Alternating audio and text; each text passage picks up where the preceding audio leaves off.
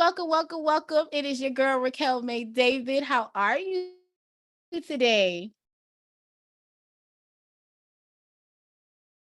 Doo-doo-doo.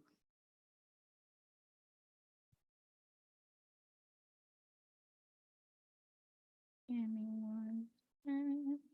I'm waiting for a couple more people to get into the room. And if you have any questions, concerns, or comments, we're going to start right at about 8:10. So if you have any questions, concerns, or comments, please let me know. If not, we're just going to hang out here until right at around 8:10, okay? Do, do. Hey, great day. Log in. Why I didn't log in? It didn't log me.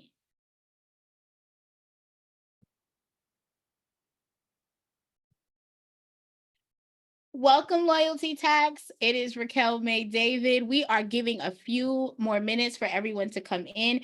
If not, this is going to be a free flow conversation for us, okay? So I'll kind of open the floor for you guys to ask questions. We'll go over the system. So if you have any system questions, we will talk about that.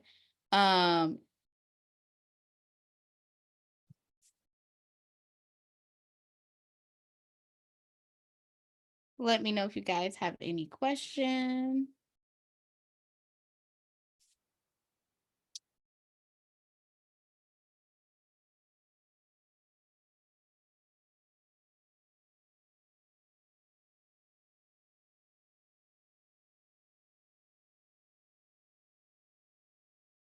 Let me share my screen so you guys can see. If you guys have any questions before we get started, we're going to get started right at 8:10.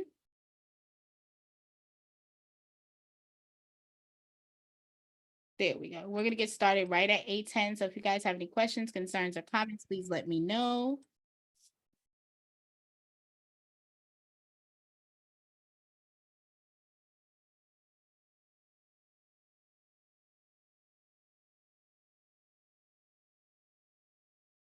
Welcome.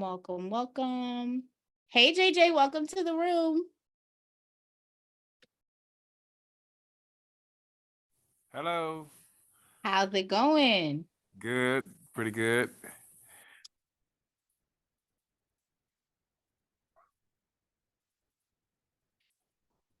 All right, so we are going to start in 5 minutes. If you guys have any questions, concerns, or comments, please let me know. Hold on 1 second.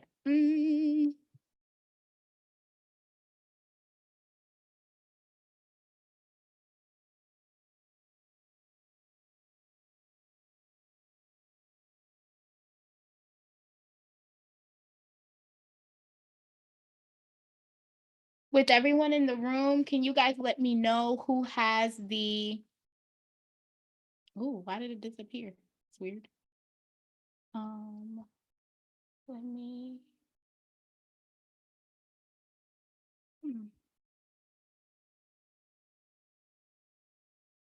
Stop sharing. Okay. Hi, Loyalty Tax. I love when y'all come on camera, so I'm not the only one looking crazy over here. Don't be leaving me out in these streets.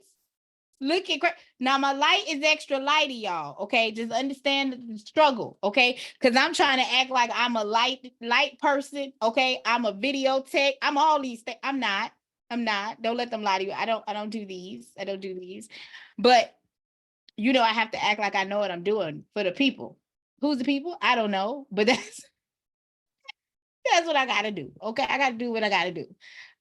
So yeah, if you guys have any general questions, we got like 4 more minutes before I dive in. While you guys are hanging out here, quick question: can y'all drop an emoji in the chat? Let's pick fire sign if you guys have already sent out a first round of letters, and drop a dancing person if you are brand new, have never used the software at all. So I kind of know who's in the room, what we getting into, what we talking about, okay?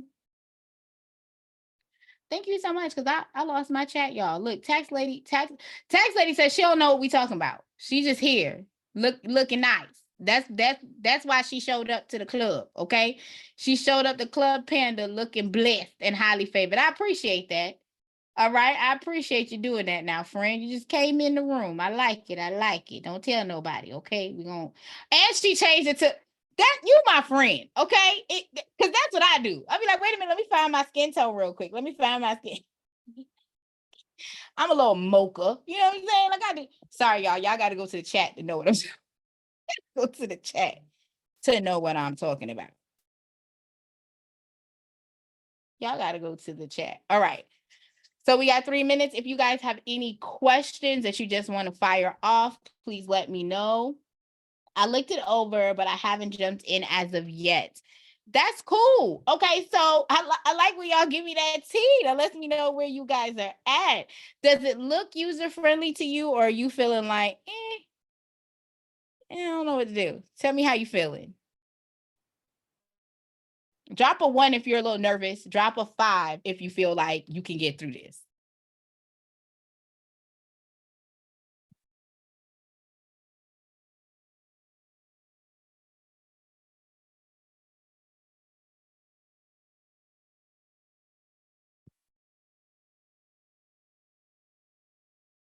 Okay. Hey, I got a quick question.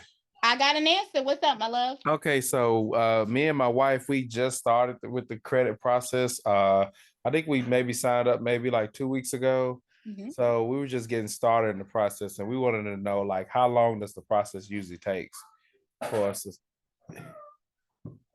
For you to what? Finish that sentence out so I can answer it in a I sentence. guess we want to know how long the process takes, like for us to see like some results with the credit process. That is such a great question. And I'm so glad you brought it here. I love this question.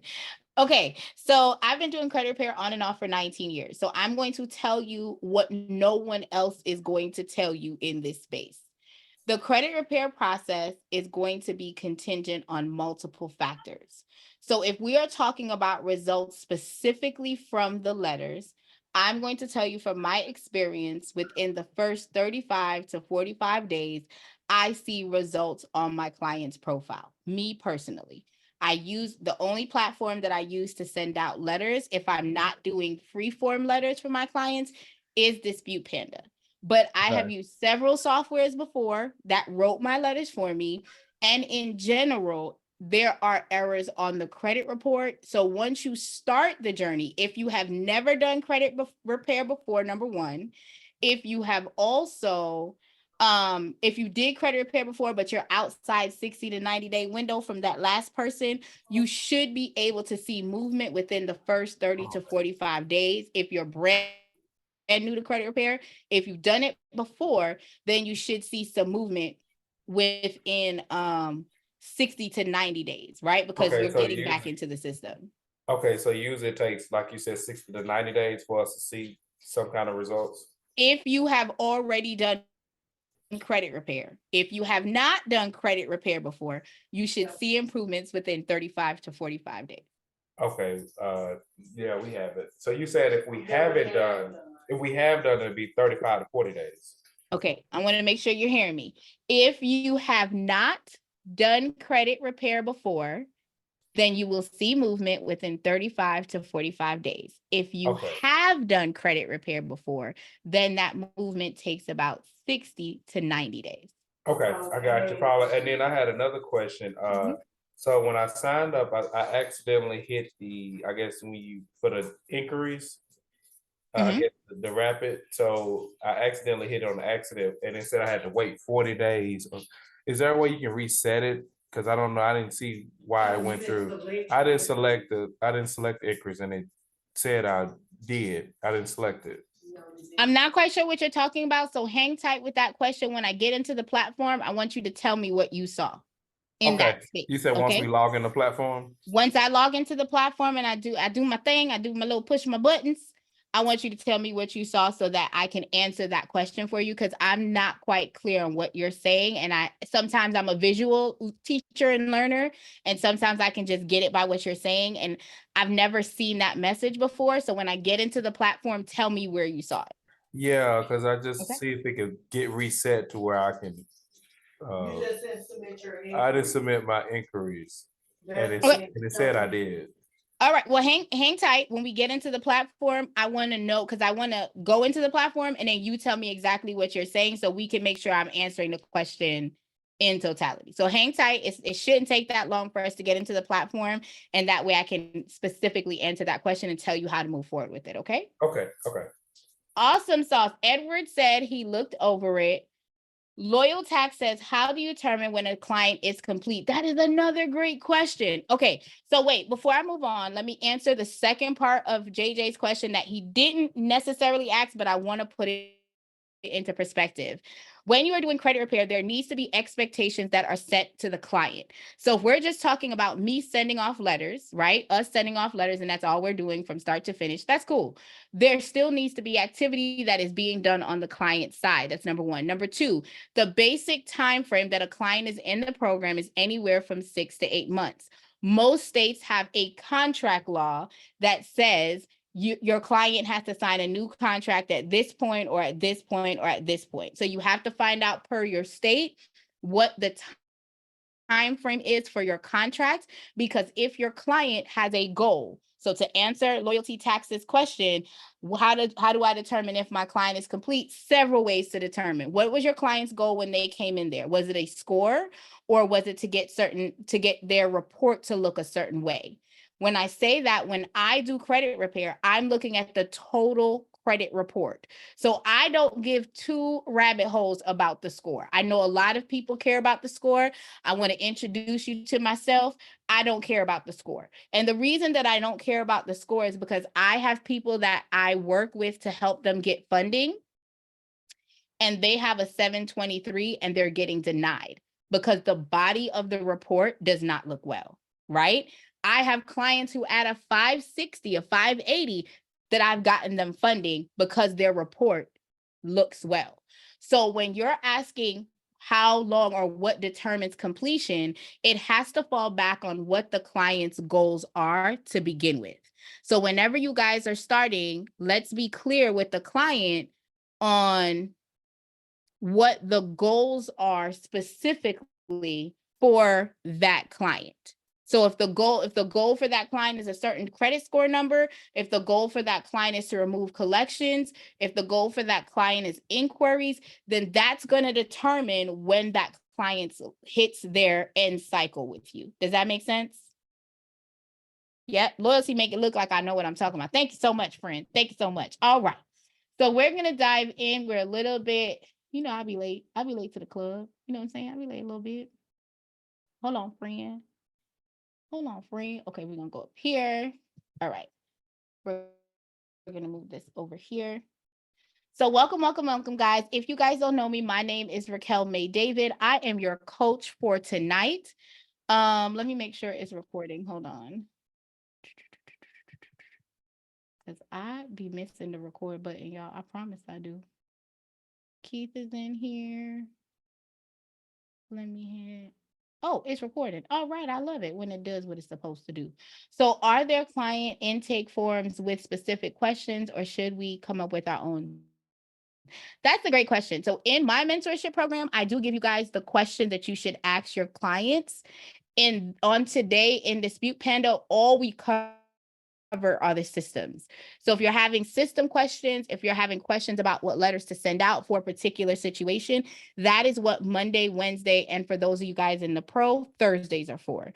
As far as any additional questions that's outside of system-based, I do drop my link that you guys can book a call with me so we can go over other questions that you may have within credit repair itself that may not be system-specific questions. Oh, I love the questions, yeah. I love these questions. Okay.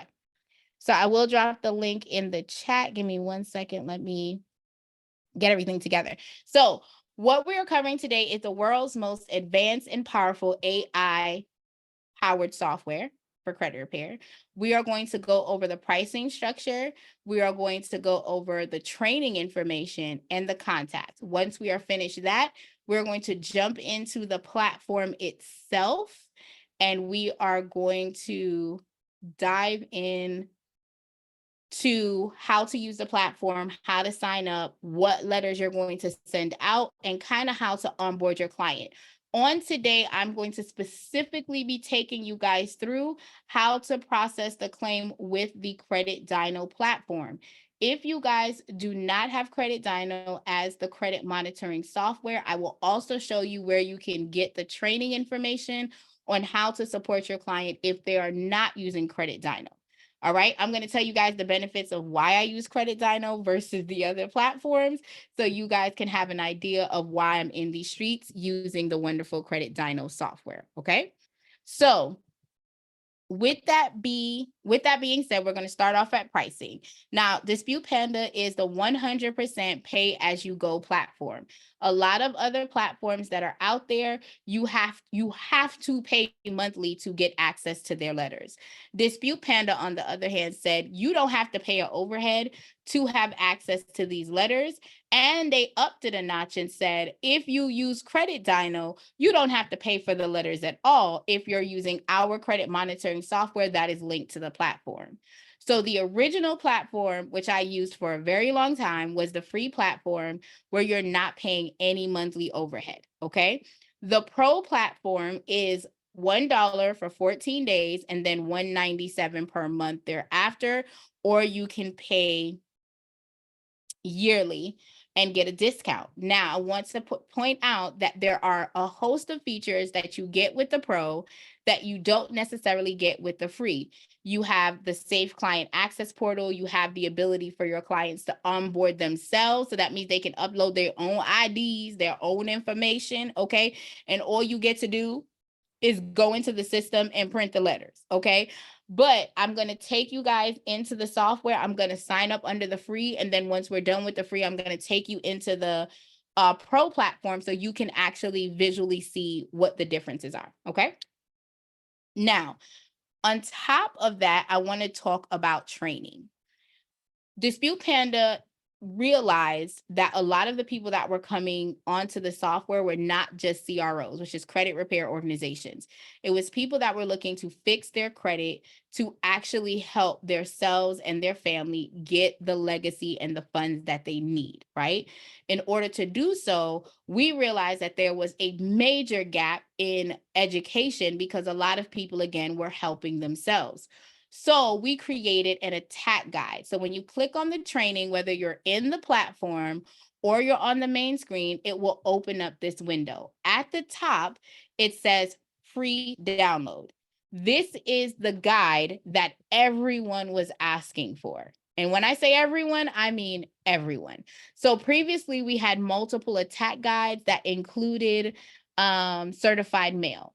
Well, a lot of people were like, well, is there certified mail? And then when do I do a CFPB complaint? And then when, like, there were just loads of questions that were coming in. So what we did was go back to the main source and said, how can we create a flow that will work for any type of customer? So whether your client has repos, eviction, charge-offs, bankruptcy, collections, how are we able to navigate those waters with them and get them where they need to be, right? So we created a plan. So if you have never done credit repair before, if you go to the training tab, you click on free download, this is the guide that you can follow, whether you have the pro plan or you have the regular plan. The difference between the pro and the free plan, I call it the standard plan, right? I call it the essential plan versus the elite plan, okay? You have creditor letters when you're on the paid plan. On the free plan, you do not have that. Does everyone understand the difference between the creditors and the credit bureaus? Drop an emoji if you do not. Come off of mute if you do not. Y'all can talk to me, y'all. I don't have a problem. I have like this monologue thing, but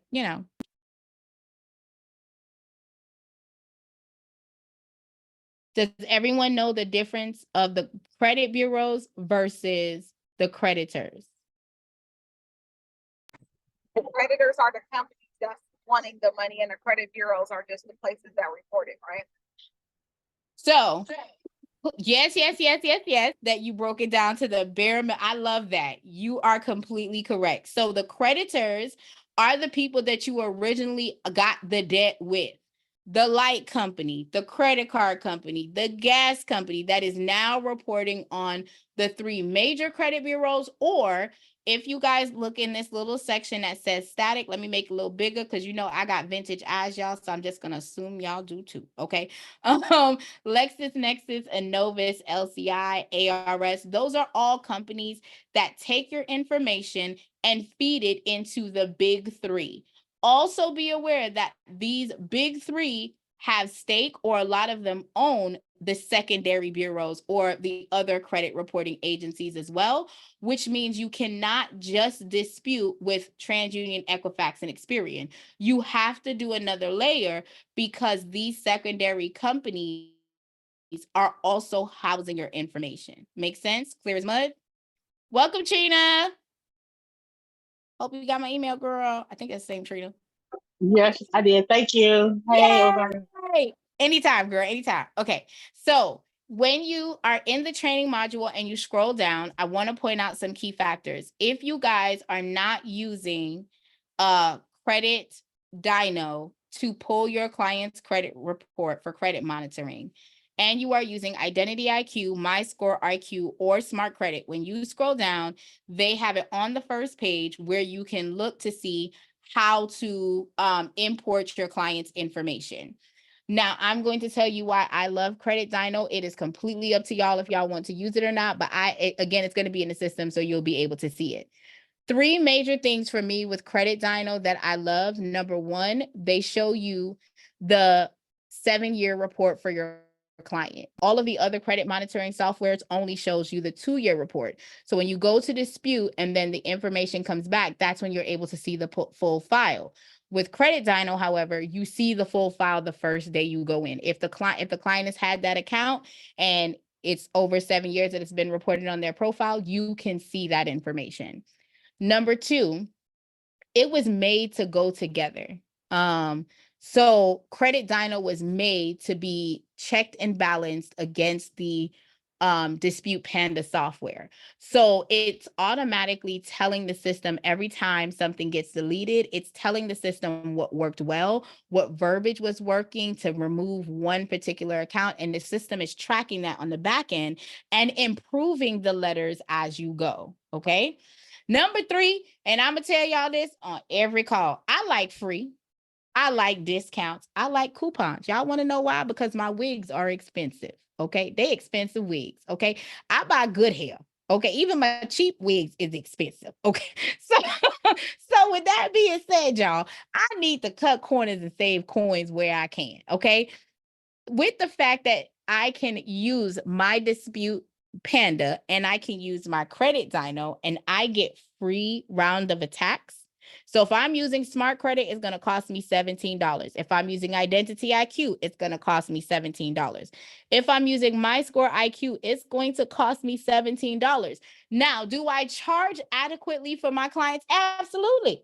But if I'm already making a minimum of $8 for them signing up for my credit monitoring software because I'm getting my affiliate payout, and then I'm getting a $17 credit, that means I done already started working this game in the positive. So I'm in the black and not in the red. Yes, sir, ma'am. I'm going to use Credit Dyno to do my clients. Okay. So I just got to tell y'all the truth. The other platforms never speak of the secondary companies. They do not, but I do. Okay. So I want y'all to know about what you have to do and how you guys are going to make massive movement forward by working smarter and strategically while you guys are going through the platform. Okay. So with that being said, don't forget to click the free download. It's going to tell you what letters to pick. And also something on the side that I like to point out, because someone has asked this question before, like, okay, so if I get a response back, can I just go ahead and send out the next round of letters? Legally, the law says, and let's be clear, when you're doing credit repair, you are leveraging the law to try and delete any outdated or errors that are on your client's credit report. Someone sent me this text message today and was like, well, what if I don't get the account off?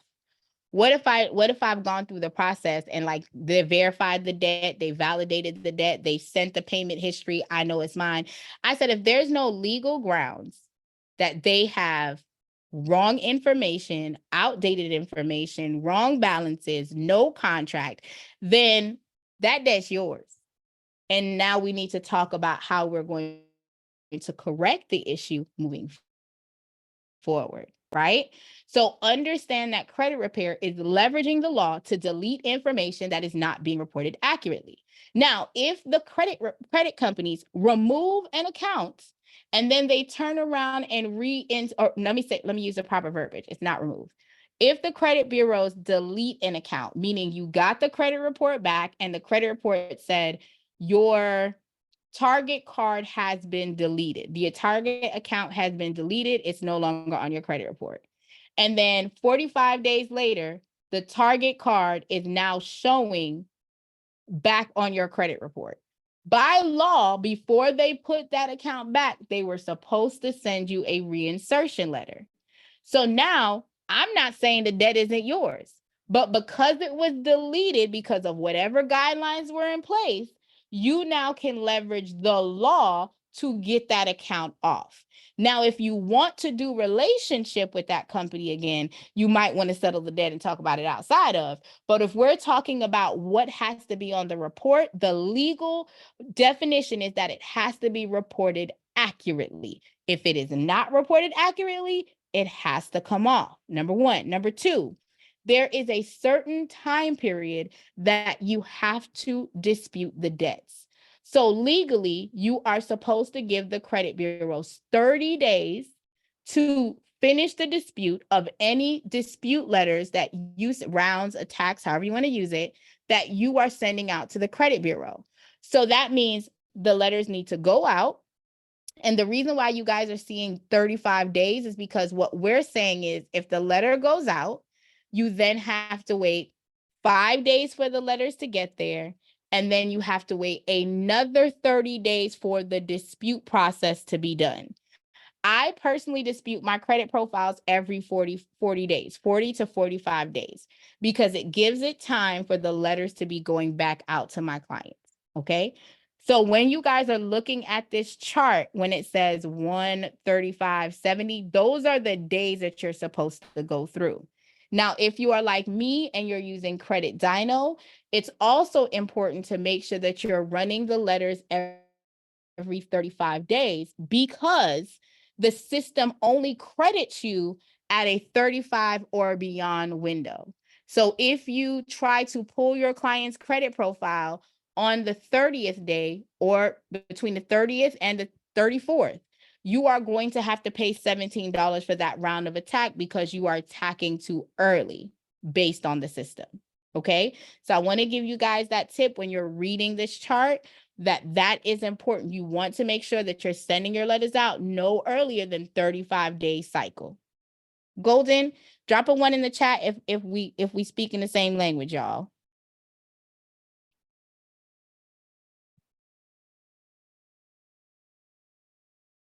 Thank you. See, I like the interaction. Y'all be interact with me, y'all, because I talk to myself enough. Come on, Trina. Trina, no, because I give away prizes. Trina, no. I give away prizes. You get a car. I don't got no car. Let me just tell you, I ain't got no car. Thank you, Edward. Come on, drop a 1 in the chat. I appreciate you now. All right. The next tab we're going to cover is the contact tab. I'm also going to drop a tool for you guys. Hang on 1 second. Let me grab the tool over here. So I'm going to drop a free platform for you guys. It is called loom.com. The reason that I'm dropping this platform is a lot of times when you guys are doing stuff, not just in credit repair, but period, there's a lot of times that you want someone to see what you see because you're explaining to them what's going on and they acting like they don't see what you're talking about. Loom.com is a free platform that will record your screen. Okay. And when it records your screen, it allows you to show what exactly you're seeing on your end, and it gives you an actual shareable link.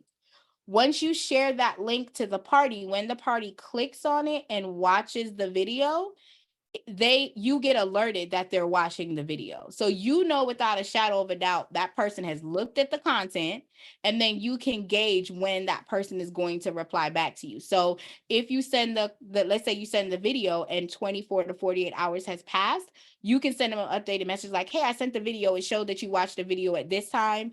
Just wanted to follow up to find out if you have an answer for me or da-da-da. Like, you can hold them. I like holding people accountable. Okay. So that link is a free platform. You do not have to pay for it. And every person that you invite, you actually get more free videos that you can record. Now, if you are having a problem with a client, whether it is rounds, mailing, credit, subscription, you can go ahead and do it under client support. You put your name in, you put your email that is the owner of the Panda program. You put the client's information, and all I do, y'all, is drop the link here. Once they get it on their back end and they watch the video, I know it's been seen, and then I will follow up in 24 to 48 hours. That is my policy. I do that when it comes to my VAs. Heck, I even record videos for my husband and my children because they play too much. Okay, I need accountability. Did y'all watch this? Because I know you watched it. So did you do it? I know you watched it because it told me you watched it at 7:45. Did you do it? Okay, so just want to give y'all that tip. The general questions are for like beta testing, partnership, press, and others. That's what you're able to kind of leverage over there. Okay. With that being said, we are going to move into the platform. Any questions on what I've covered so far? Y'all can come off of mute. Y'all can drop it in the chat, whatever y'all like. Whatever you like. Nope, no questions? All right. So I'm not doing a boot camp this week because it's my husband's birthday. So I don't know why it's sending me the alert to do a boot camp, y'all. Okay, so we're going to sign up. So here's the fun part. While we sign up, I'm going to show y'all how easy it is. I know some of you guys already have the platform. So just ride the wave with me, y'all. Ride it because they recording me. Okay, so y'all got to be nice. Y'all got to be nice. We just going to do this together as a family. Okay. So as you are signing up, one of the things that I want you guys to remember is that you're signing up as the owner of the platform. Oh, thank you. I'm gonna tell him happy birthday. I gotta act like I love him, y'all, because I really do. I really do. We're gonna show out. So this weekend I was supposed to have a class, but I had to move my intensive course. I'm gonna move it out 2 weeks so that I can make sure that I am helping everyone and I'm still a good wife. Okay, so thank you so much, Loyal. I like loyalty. I appreciate you, friend. I appreciate you. Okay, so this is going to be your account for you to sign up with this profile. And if you have a business email address, please utilize the business email address. If you do not, don't fret. You can use a Gmail, a AOL, whatever you have. Now, what I want to point out is that if you're going to be an owner of the system and use the system, you have to have 2 different emails. If y'all are like me, and I'm about to drop a tip, y'all can choose to use this. Y'all can choose to share this with your clients, but I create multiple emails. Number one, I have one email that I always use when I'm going to stores. And the reason that I do that is because, did I tell y'all I like shopping? I didn't tell y'all I like shopping. And shopping likes me. We like each other, okay? So with that being said, I am not a person that downloads apps unless I'm going to go to that particular store. So if I'm going to Old Navy, for instance, I'll have the Old Navy app on my phone. I will go ahead and collect whatever coupons or discounts that they're going to give you. I also sign up with one particular email. That means I'm not getting a bunch of bombarded emails to my regular email address that I'm going to be going into every day. But when I know I'm going to go shopping, like right before school starts or right before I have an event, if I know I need to go purchase something, then by default, I will go ahead and log into that one particular email. So number one, if me and my husband, like we have had a no spend challenge before where we don't spend anything outside of what we clearly budgeted for like food. So we won't buy any outside food. We won't go anywhere for like 2 months to see, because normally we have a goal to like pay off something or we want to buy something. That's a challenge that we do for each other. So one of the things that I set up a few years ago was opening one particular particular email address, and that email address is where all of the information goes for Target, JCPenney's, Dillard's, right? I don't shop at Hermes, but if they had an email, I'm gonna go there too. I'm gonna give them that email address for that coupon. Does Hermes give out coupons? If they do, let me know. Drop it in the chat. Drop it in the chat. But I do that so that way I'm not losing focus on my goals or not tempted to spend when I don't need to. Now, I am a person that shops off season, so I may log in. Like right now, I know that Old Navy has winter stuff on sale. So I am the type of person that I will open it up like right now and look for what coupons they have and go to the clearance section and rack it up, right? So you have to be strategic in how you're doing it. So I say all that to say, have multiple emails. Okay. So you, with the system, you're going to have one email address as the user and another email address as a person in the software. They cannot be the same. But if you're wanting to drop a tip and a gem for your client, y'all don't sleep on the fact that getting that separate email address, that saves you tons of money that people do not overexpend. My sister calls it not AD. She says adult disorder, where like you spend money that you don't need to just because you saw that there was a sale, right? So if you happen to be that type of person, that's a tip that you can give to yourself and you can give to your family members or your friends. Post it on your social media. They'll think that you're a genius. Okay. If you have a company name, you can put the company name in there. If you do not, you can leave it blank. It's going to automatically default to your first and last name. Okay. Now, I done already told y'all, okay, that I like coupons, okay?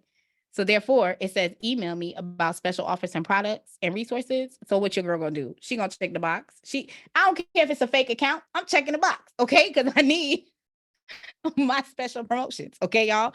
So I'm gonna check the box. Now, it's going to load. It's going to give me the service agreement. You guys need to read the service agreement because it tells you how Dispute Panda is gonna do business with you and how you are going to do business with Dispute Panda. Cool beans? You're gonna hit accept and you're gonna get in. This black box is gonna be here until you log into the credit, until you log into your email address and you actually click it. It's going to show up on here. We're still going to be able to work through without you having to worry about that. I'm going to go through the side panels and then I'm going to go through these areas right here. And then we're going to load our first client and get started. We're gonna get into it. Okay, we're gonna get into it. So Mr. JJ, I'm gonna talk as quickly as I can so that I can get to your question, because I need you here, friend. I need you here. You can't leave me. Okay, don't you leave me, friend. Don't you leave me. All right, because I don't know what your email address is, but I'm gonna tell the back office that you left me if you leave me. Okay, I'm a reporter. I'm a mandatory reporter. All right. So on the main page, it shows you the rounds that you are at for the client, and it will actually show you on the screen the last time you sent out a round for that particular client. I'll show you guys when I log into my test account. The missing documents is any documents you may need in order for your clients to get the support that they need, i.e. send out a letter. You need all the documents to be on file. And if your clients have any birthdays coming up, okay? If your client has any birthdays coming up, you will be able to see that information there. This button over here, because remember I say I'll be dropping gems now. If you click this button, okay, it's going to take you into the settings and it's going to take you to the Dispute Panda referral agreement. You want to click this button. The referral is not live now, but you want to click this button because once it goes live, and if y'all are like me and y'all go to the networking events, you go to speaking engagements, you are going to want to make sure that you have your affiliate link once it goes live so that you can tell people, oh, you're trying to learn how to do credit? Pull up on me, right? Let me show you what I know. Let me show you a platform that writes the letters for you. So it takes one step of credit repair off of your shoulders. So you're going to click the accept button. And once it goes live, you will have accessibility to it. Okay. This is the button where you can click upgrade for Dispute Panda. We're not going to do this, but we are going to click the Credit Dyno link. This is free. It does not charge you guys anything. Okay. Just go ahead and click the button. put your name in, put your email address in, and guess what's going to happen? You're going to get your own affiliate link. You guys can now do like I do. And on the 15th of the month, I'll be like, hey, yo, when's the last time you check your credit? Oh, you ain't check your credit? You should check your credit. And then I drop my link, right? Or I have my son because yes, I have no shame in marketing. I will use my 6-year-old because he is still cute. All right. And I'll be like, when's the last time you check your credit? And he'd be like, I ain't got no credit. I'll be like, you right. Check your credit. Drop the link. Okay. Y'all can leverage whatever you like to go ahead and tell people about it. And this is what I like to call drip money. So you're not really pushing any work. You can put this on your link tree. You can put this on your bit.ly, wherever you want to put it. You have the ability to go ahead and leverage this resource to where when people sign up, you have their email address. Come on, somebody. So you can put them in your little email list. Okay, you got their email address, you got their information, and now you're able to build out a nice little following as you're going through. So just a quick tip to get your drip money. So you can make anywhere from $8 to $22, depending on which product they sign up for. Hold on one second.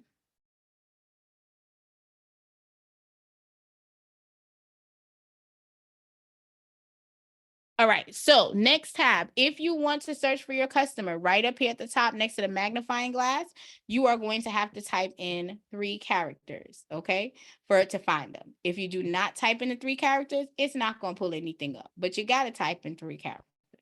You can also click here on clients where you can see your active clients, your inactive clients. You can import clients if you're leaving another software, okay? And this is where you can add new client. We're going to touch base a little bit more with that. Just hang tight. This right here is where you can see the letters. I love to demonstrate this. Okay, let's talk about this. The system can mail the letters out for you. Y'all heard what I said. The system can mail the letters out for you. Okay. The question that I get asked all the time is, what do I do? Well, I'm finna tell y'all what I do. I do not mail out these daggone letters through the system. Let me tell you why. Because I love geotagging. I'm in Texas. My clients are in Texas. Therefore, I like to mail my letters from the state of Texas. Now, if your girl is out here being grown, okay, I'm out here with my husband, okay, and we outside because they say you're supposed to be outside for the summer. So I don't know why, because you get hot and stuff. It's hot out here in Texas. But they tell you to go outside. So when I listen and I go outside and I'm traveling, yes, I make the system mail the letters for me because I need the letters out. I need someone to mail them. Who gonna mail them for me? Because my kids ain't gonna do it. I promise you, I paid them and they don't even mail it out on time. They don't take it to the post office or nothing. I have to beat them up. So if I am traveling, I will have the system mail the letters for me. The reason that this is important, guys, is because you need to know what the system does. So the system will mail the letters Monday through Friday only. If you are like me, I work Saturdays, Sundays, and sometimes I'll be working 3, 4 o'clock in the morning. Don't judge me. Don't y'all judge me. I saw y'all over there with your eyebrows raised. If I can't sleep and I don't feel like going to the gym, I'm working. Okay. So if I'm printing out letters and I'm telling the system to go ahead and send the letters out for me, I need to understand that the system has a cutoff time of 12 p.m. West Coast time. Okay. Anything that's processed after 12 p.m. West Coast time is going to go out the next business day. There is no tracking unless I select certified mail. I personally do not do certified mail, even before this new flow went out. Before this new flow went out, I think if I did do certified mail, it was round 3 or it was round 3 and round 6 that I would do certified mail. Is it guaranteed that the system will mail it out, or is there a way to confirm it's sent out? I love that question. Yes, the system can tell you when the letters are mailed out. You are given a code to let you know that when it's mailed out. However, there's no guarantee unless you're putting a tracking on it. So the only way for you to guarantee trackability is if you're putting certified mail on it. Now, when it's mailing it out standard, it will have a code on there and it will still give you an estimated time. I will take you into the system when I show you guys my test account so you can see that. So I love that question. The system will show you though on the letters, and you don't have to log into the USPS site. You can literally come here, just left click on the actual letter, like the actual tracking code, and it will take you to USPS for you to see where your product is, okay, where your letter is. But I like to let you guys know that this is the status. So you're able to kind of see guaranteed if it's mailed out, if it's tracking, like you're able to see all of the pieces of information within this platform on the screen. And when I take you guys into the test site, you'll be able to see that. The inbox is a pro feature. So this is a way for your clients to communicate with you back and forth. That is what's on the pro. The report feature, I'm gonna show y'all the report feature because I love it, y'all. Okay, I'm just gonna tell y'all the truth. I love the report feature. Let me show y'all what the report feature does. So is it gonna open? Okay. This is what the report feature does on the company level. So it tracks your deletions, it tracks your increases, it tracks your total debt that has been deleted. Now, after you get this tracking, then you go ahead and you can turn it into a shareable document. For you to do what? Speak on it. That ain't how she said it. Candy said, speak on it. You can tell people why you a beast in these credit streets. Don't y'all take my tagline. Okay, that's my tagline. It's on my t-shirt and everything. Okay. I probably got it tattooed on my back. Don't worry about that.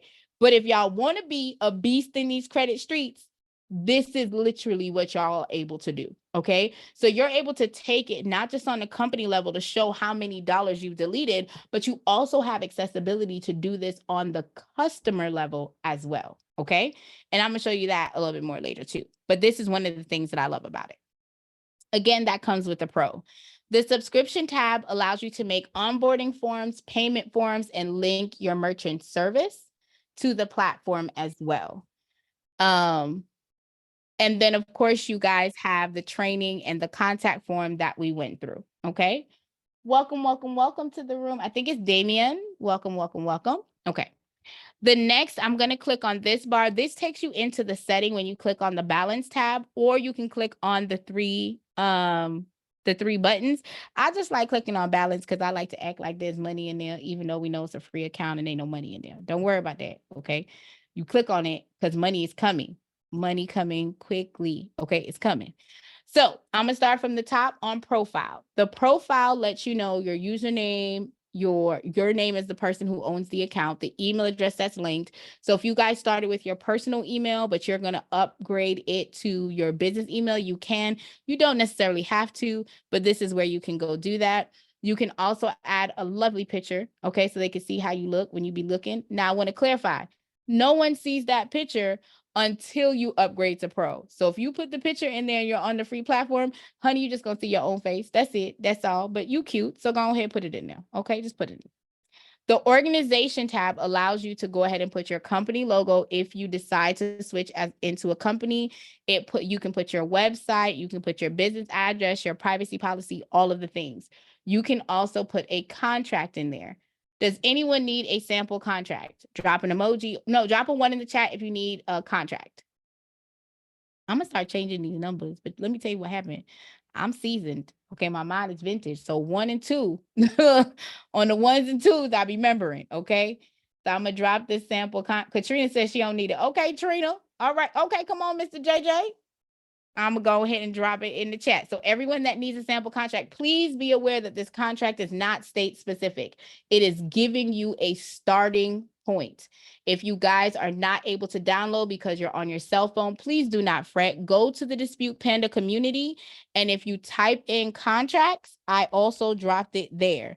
So you guys will have accessibility to go ahead and see it as well. You guys have it. This person's inactive. That's just crazy. But you guys can see it. They have a copy here. And I also dropped it. If you search my name, I dropped it in there as well. So you guys have accessibility to it no matter where you are. Okay.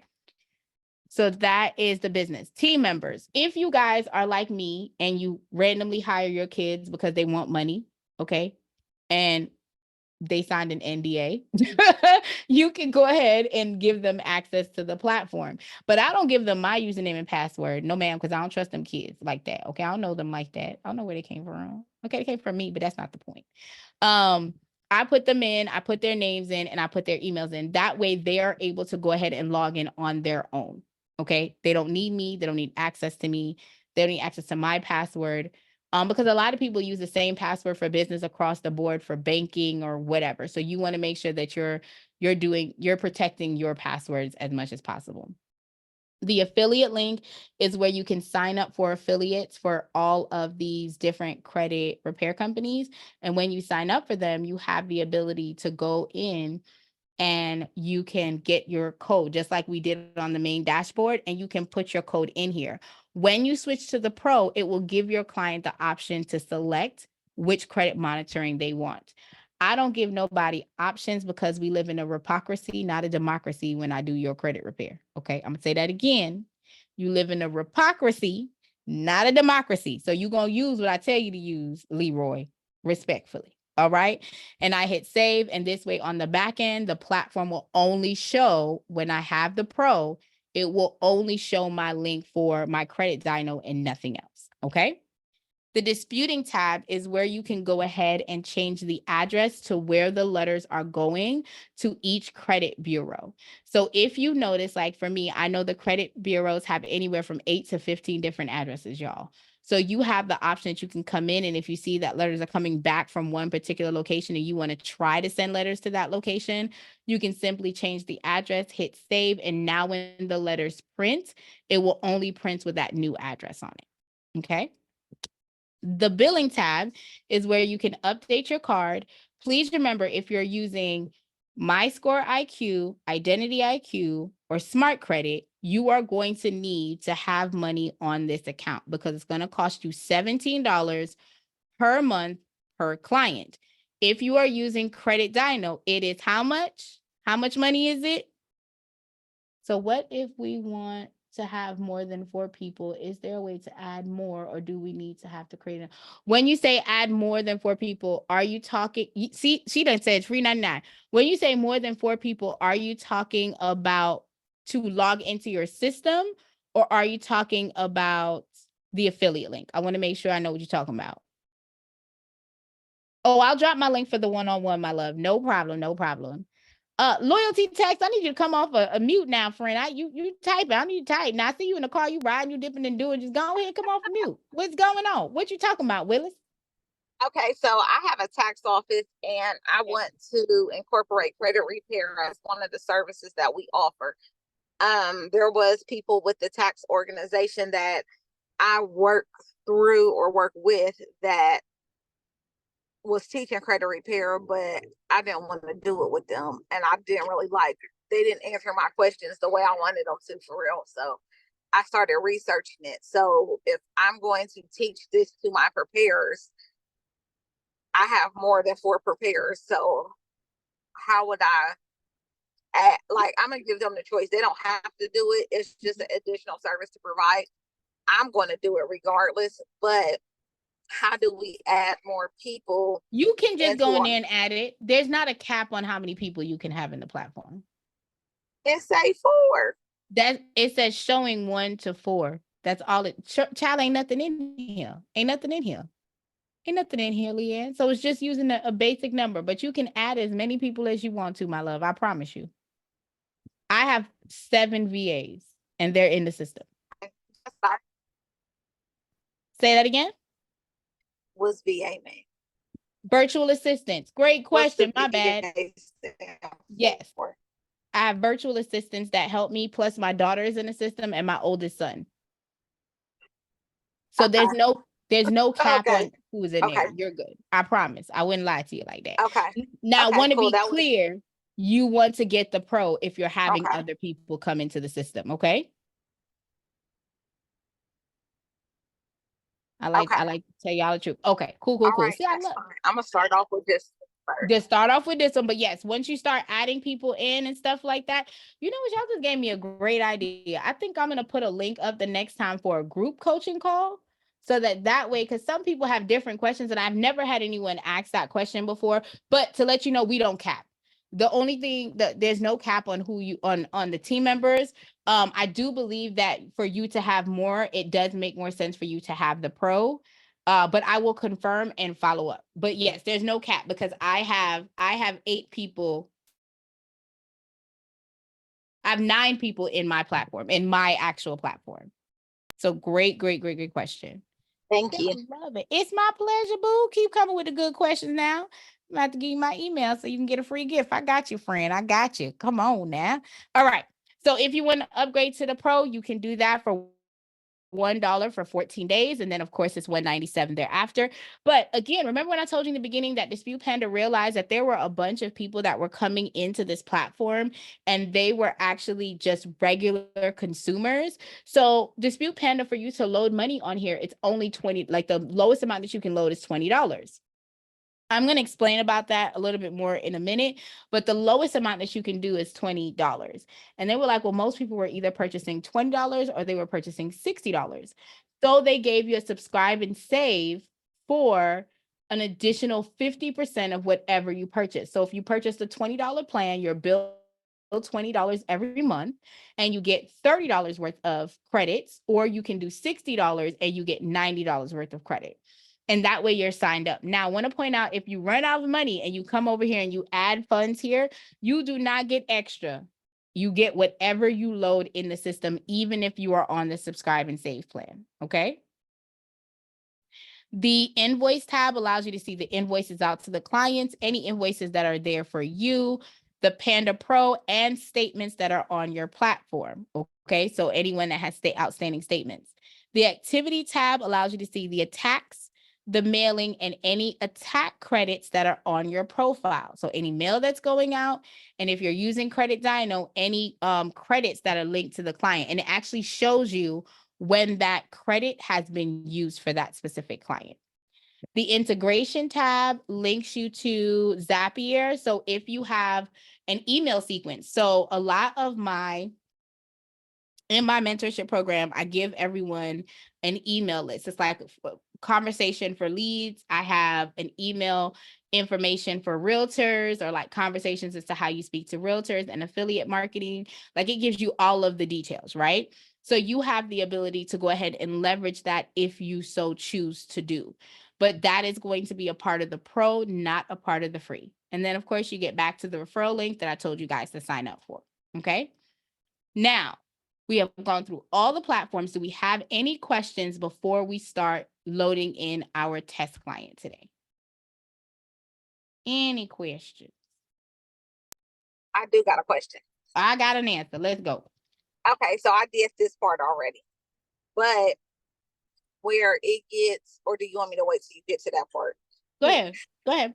When you get to the part and you load in your client, and then it says, you have to load in the 3 identifying things. Now, what if the person that you're preparing things for, if it wants their address to match on all things? I know me personally, I don't like my address to match. Like, I don't change my address if I move all the time on my driver's license. But what if we have a person and they don't have a utility bill or none of those things that are, say you have one address on your driver's license, but you just moved or something like that. It says in the training thing, in the video, it takes longer for it to validate. Or should it be the address that is attached to their credit report? Is that really a real thing that is going to take longer to identify that person if they don't have those documentations up to date, or no? I love that question. So I'm going to answer it in 2 parts. So let's start with the first thing. If your client, or if you, so Loyalty Tax says, I don't like to change my address. I understand, friend, because they charge you for that stuff. Okay. I came from Florida. They charge you. I don't appreciate that. Why y'all charging me? Okay. Y'all know I was moving. Y'all know I wasn't going to stay here. Y'all know I changed where I live every time I upgrade my personality. Like, why y'all acting up? Okay. I understand. The answer to the question is you move on to something else. So if the driver's license is not valid, when I say valid, I'm not talking about just the date. If the address is not an address that the person is currently in and needing to receive mail from, then you move on to something else. You can use a paycheck stub that has their current address on it. You don't even have to use anything with an address. My passport has no address on it. You can leverage the passport, marriage certificate, divorce decree, legal name change, your birth certificate. ain't got no address on it. So you don't necessarily need that for proof of address. That documentation that you're sending is proof that you are who you say you are, right? The problem is when you're going through credit repair, as I stated from before, I'm looking at your total picture. The goal is for me to make you look as good on paper as possible, right? You want to look good on paper. What that means is you want to have one name, one address, one social security number, one date of birth.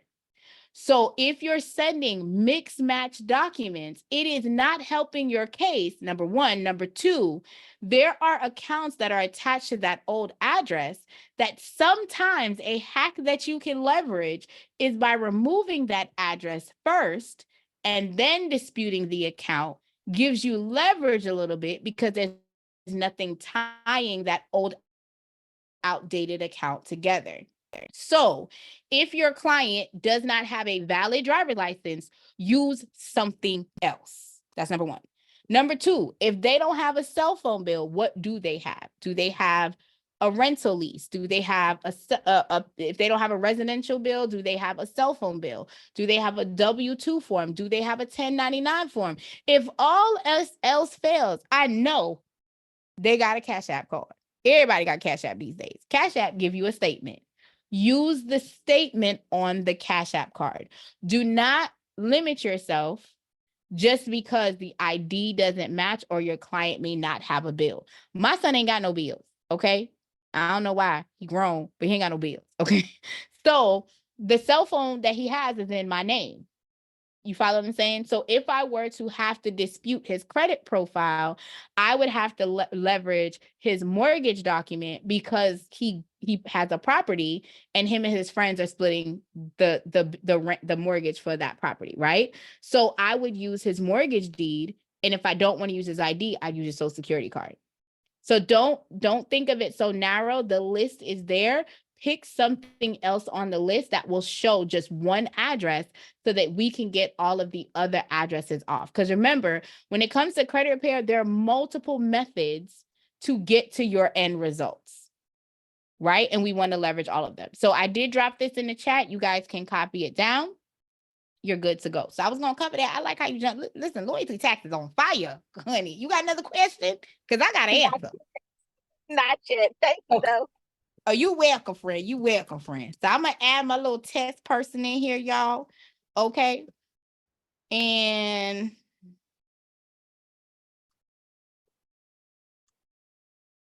you see how I did that? I had to put a different email address in here for me to go through. Okay.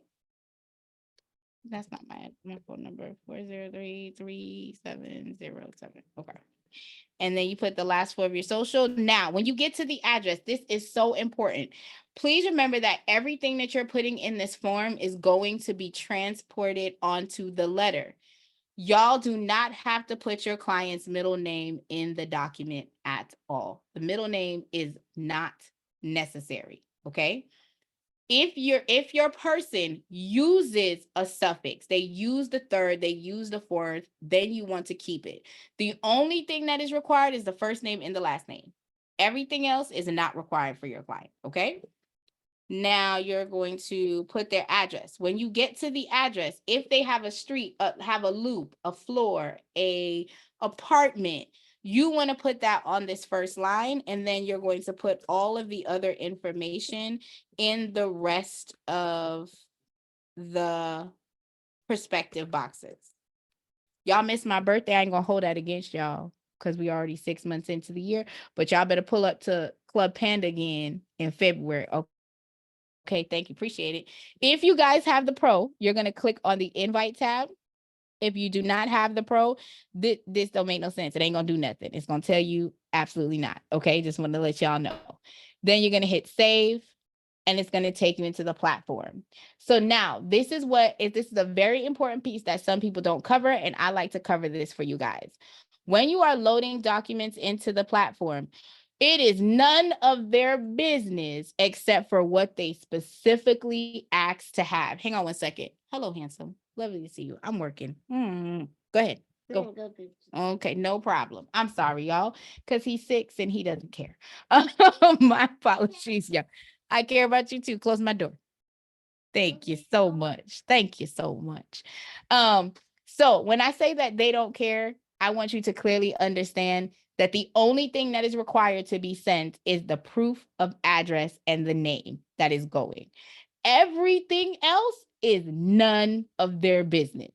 So you see how this client has a balance for, which means they past due. We trying to tell them that our client is clean and pristine, honey. They're not doing that. Crop out what you do not need. Save only the things you need. 2 reasons. Number 1, it's none of their business. Number 2, we have to consider our paper, our ink, and our envelopes. If we turn around and we are putting all of this information in, it's going to be more paper and we're going to use more ink. You do not need to do that. Crop it and only send the information that is imperative for them to process your client's file, okay? If they send you your ID on a big piece of paper, honey, crop it. You do not need to have all of that, okay? Now, in this particular case, I have this fake client. They have all the information, so I'm going to load all of them. But again, the system only needs a proof of address and a proof of identification. This optional is just that, optional. So if you're using the Social Security as a proof of identification, you do not need to add it again in the other box. Does that make sense, guys? Let me know if I'm crystal clear. All right. Now, if you guys are using any of the other credit monitoring softwares, you will have to every single month log into that credit software, update the credit report, come back into this software, okay? When you guys are using Credit Dyno, however, you do not have to do that. So I'm going to show you, hang on one second.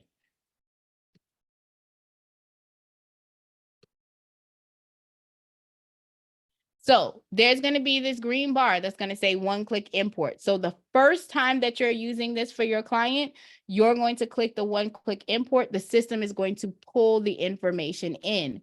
When you go back into your client's profile and you're now going into update because it's month 2, 3, or 4, you're then going to click the update button next to it, and it's going to pull the updated file, and you do not have to log into Credit Dyno at all. It's systemically done for you because they were built for each other, ebony and ivory, okay? Ebony and ivory. Don't judge me, I'm vintage. All right. Now, once you're done with that, you see the system is going to tell you have 1 free credit. Every 35 days, you get 1 free attack for your client. So as long as your client is paying for Credit Dyno, you are good to go, okay?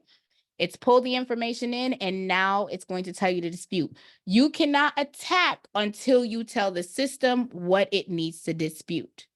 So now when you go into the system at this present time, it is not programmed to select inquiries for you at all. It is not programmed to select inquiries. So the only thing it's going to select are any public record information that is tarnishing your client's profile or any accounts that's impacting your credit's profile, your client's profile. If it's not one of those 2, it's not going to select it for you. Now, what you have to do, and I'm going to give you guys a rule of thumb, you are never going to pick an account. I got a question. Sure, go ahead, my love. I had a question regarding the inquiry sections. Yep.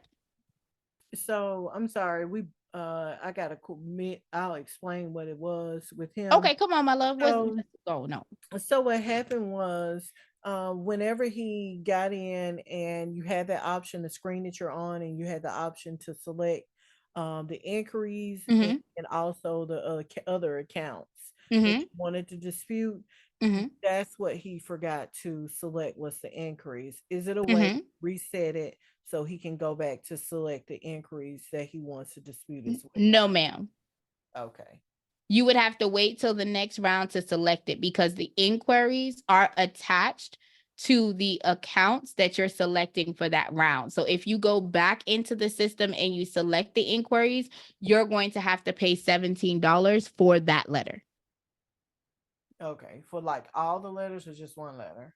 It's not going to do all, so using your hypothetical situation, let's say I originally went through and I only hit save filter, and then I did the attack only on the accounts that the system selected, right? Let's say we did that.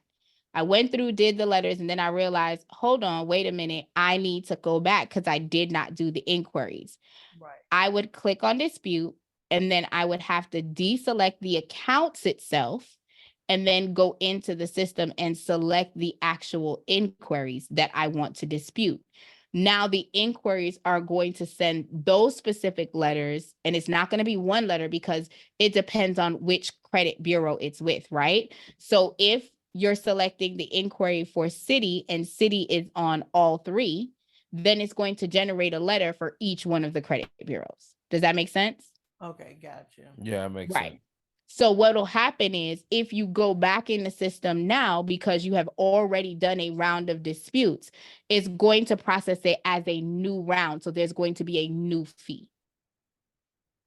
Okay. Okay. Got it. Okay. So And what you would have to do at this point is hang tight until next month when you're supposed to pull, and then you go ahead and attack the inquiries at that time.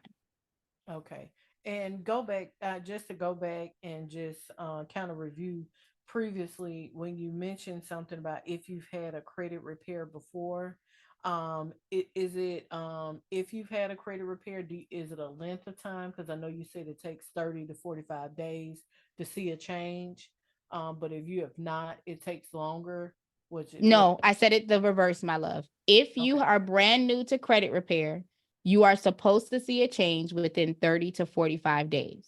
Okay. If you have done credit repair before within the last, I personally say within the last year, a lot of people say in the last 90 days, then you want to allow 60 days for the cycle to pick back up now that you're doing new disputes. So new clients, brand new to credit repair, you should see movement within the first 35 to 45 days. Old seasoned people coming back to credit repair within the last 90 days to 6 months, you are going to need more time for the system to start moving for you. Okay. And then I think also I just noticed, I know some of the places that you guys use, which such as Nexus, and I think it was ARS. Mhm. Why wasn't any correspondence sent to CoreLogic? I heard that was. It's right here. It says Credco. Credcore is CoreLogic. Oh, okay, Okay, yeah. Credco. Okay, so there you go. Thank you. Yeah. I appreciate it. My pleasure. Great questions. Anything else, guys? I got something real quick. All right, go ahead. Talk to me. Okay, maybe I got two somethings. Okay. First, do we do disputes? Are we able to do disputes through Dispute Panda for check systems also? No. Okay. And then the next one was, okay, so if a team member is doing it, do they have to do the Credit Dino affiliate thing as well? If they are in your platform, they Yes. would be using your affiliate link. Okay, so when they go in and it's got the, I think it was the screen before that, when you go to sign in or you go to, you add the clients or upload their information where it has the username and password, would I have to be the one to go in there to do that, or would that be theirs? I'm not understanding the question. Can you rephrase it for me? Go back to the add the person thing. Are you talking about adding the credit monitoring? Yes, that. Okay. Okay. So what's your The, question here? the username and password that's there, is that their username and password or my username and password? You must collect the username and password from your client for their credit monitoring, no matter which credit monitoring software they're using. Okay, so that's the client's username That and is password. correct. That is Okay. correct. Okay, I got that part. Yep. Because you have to pull it. So I had someone say, oh, the client sent me their credit report. And I was like, they what? She's like, yeah, they sent me the credit report. I said, no, ma'am, you need to get the username and password because you need to go in every single month and you cannot wait for them to log into the system and then send you the report. And sometimes they don't send you the report in the right format because the system only uses HTML. Okay. Okay. Great All right. questions. Anything Thank- else? Nope. Okay. JJ said he got a question. I got to answer. What's up? Hey, it's us again. So okay, so just to piggyback on the tail end of the comment that you just made about because I think originally the reports that we use were uploaded from I think it was something I think it was a report from Identity Q. That was before I realized that you guys do that credit monitoring and you also provide reports. So I noticed you said the formatting need to be in that HTML, but I think it was in a PDF, but it was still able to produce the information it needed on the letters. So going forward, would you recommend to use a HTML or just use you guys, whatever report you guys generate? So let me clarify. If you're using our system, it's going to automatically use whatever we generate. You don't have to worry about it. If you're using Identity IQ and you download the report, you don't have to worry about that because the Identity IQ downloads in HTML for coding purposes. So you never have to worry about that at all. The other company, MyScore IQ, does it as well. The only company that does not do it is Smart Credit. Smart Credit does not download the HTML. You have to make it download in HTML. So that's why I brought that up. And when you watch the training video, it'll show you. But if you guys are not using Smart Credit, you wouldn't know.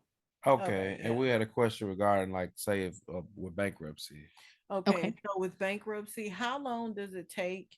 Because to my understanding, when I was like doing some research, some places were encouraging you to get a letter from the court that you filed the bankruptcy, just saying, hey, this is no this that they don't report to an actual credit bureau and these are third parties. And so, do you guys encourage that to be sent in addition, or should we just follow what plan and course that you guys have to remove bankruptcies? I'm going to answer in how I do it. So please forgive me. Everyone will give you a different answer. I'm going to tell you how I do it. So number one, I have a bankruptcy team that personally works with me that handles my bankruptcy files. Number one. Number two, I attack bankruptcies from all angles. So I don't just use these letters. I also use the letter that's in the static profile that goes to the bankruptcy court. I definitely do that as well. Do I think one method is the only way? No, I think that you should use both, in my opinion, to see results. Now, I also want to there are other tips out there that I do give my mentees and stuff like that. But what I want to tell you about bankruptcy is that you want to be very clear to your client when you're having the discussion. Because even if you remove the bankruptcy off their profile, if they're going to get funding for a home, they still have to let that funder know that they've had bankruptcy done before. It is a requirement to release that information, right? If it's within that statute. So you can dispute bankruptcy. I say that I use both the method of the letters that are already in the guide, and I also send the letter to the bankruptcy court. I do both. Oh, okay. So when you say send a letter, is that letter that you're referring to, the one that I received from the bankruptcy court, just saying, hey, we do not necessarily report to the credit bureau? So I want to clarify that the letter says, it does say a little bit more than that. That's at the top, but at the bottom, that letter now says that the information can be found at secondary agencies. So it is very important that the letter that I'm talking about is a letter that gets that answer that you're looking for. So how you're saying that you get the letter from the bankruptcy court, there's a letter in the system that requests that information from the bankruptcy court. Oh, okay. Okay. I got you. Okay, yeah. Okay, so that same, so when time comes, that eventually is going to come up where that letter is something that I will be mailing off to the bankruptcy court. Is that correct? I mail it off my first. I again, I do it a little bit different. So my first round, I'm really only attack personal information, and I attack personal information and inquiries my first round. My second round is when I actually dispute the files. So for me, on my second round, I'm sending that bankruptcy letter. Y'all see how that fly in here being gangster? See what I'm saying? I don't know about So, that. and I think my question is the letter that you're referencing, are you able to send that through or show us the The letter? letter's in the system. I'll show you guys where the letter is. Oh, okay. Got you. Yeah, Okay. the letter's actually in the system. So you So- when we get to that portion, you'll be able to see what I'm talking about. Okay, and just for clarity, are we on the right Zoom where it's more so we're like the consumer, not necessarily like seeking business? Is it okay if we're in here? Everybody, child, this club, Raquel, everybody welcome. Okay. Oh, okay. 'Cause Everybody is welcome to this I was trying to club. make sure. So if you could show us like the consumer side, like is it a consumer side where you could show us like the letters? Maybe I must, and I can pull up. I don't mind sharing our screen, or where can we find? Is it necessary? Should we even be worried about it, or wait till when it's time, because the time will come, right? So I let me make sure that I understand the question. So you're asking, is there a way for me to show you the consumer side? What do you mean? Can you break that down a little bit for me? Okay. So the dashboard the dashboard that you're showing is like actually like, is it the business side? Is that what I'm saying? It looks similar to the one that we have. It's the same dashboard. So okay. when you own the platforms, I want to clarify something. Okay. When you own the platform, you are physically sending the letter out for you. This is the only side you're going to see as the owner of the platform. I am not able to show you letters. What I can do is get some letters. I can black it out. And then next week, if you guys come back, we can go into the letters, but I have to black out like the accounts and the names and stuff like that, because I'm using someone's real credit report. So I can't legally, you know what I'm saying, show their letters without blacking some stuff out. But this software is the same exact we're using the same software. So when you say consumer, I want you to understand that although you may not be a credit reporting agency or a company, you are still doing credit repair, whether it's for yourself, your family, or whatever. So this is the only platform you're going to see. Once you have processed the letters, you will be able to look through the letters and you can read what the letters say and kind of see if you can, so you can process what it's asking you for. But there's not another side to it until you go to the pro. When you go to the pro, you get a client portal, which is what you would send to, like, let's say you were fixing your sister's credit and she needed to upload documents to you. Then she would have access to that side, but she would not have access to the letters because she's the consumer. So I want to change your kind of thinking just a little bit. Yes, you are a consumer, but you are now a credit repair organization for yourself. Got you. Completely. I appreciate it. I love it. Because She said, I don't want to do business with y'all. That's what she said. I'm sorry. Yeah. No, I didn't say that. I just want to, make sure She said, I ain't like y'all. Yeah. I mean, you're doing an excellent job, and I appreciate Thank you. Time. And then the final question is, what I guess according to when you dispute, how long does it take to take bankruptcy off your? Everyone's different. I had one person that was with me, and in 30 days, in 35 days, I got bankruptcy removed from one full credit report. I got her 7 and her 13 removed. Another client's been with me for 6 months and it's still there. Okay, gotcha. Because we tussling. Okay. So it all depends. Now, one of the things, again, I have a different method. So that client who's now with me for 6 months, I'm going to give her something that she can do, that I personally learned, that she's going to be able to remove the bankruptcy. But again, that ain't for this call. Sorry, y'all gonna have to book me. Okay. I was book me. I was hoping you'd share that little nugget. Oh, I would love to. Sorry. Sorry. Can't do that. But we're gonna talk about this. Keep coming back.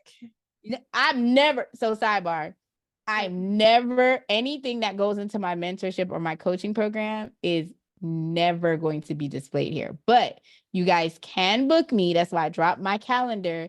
And if you guys want to come into my Facebook group, I have that information as well. But certain things I cannot show here only because it's kind of like my process. It has nothing to do with Dispute Panda.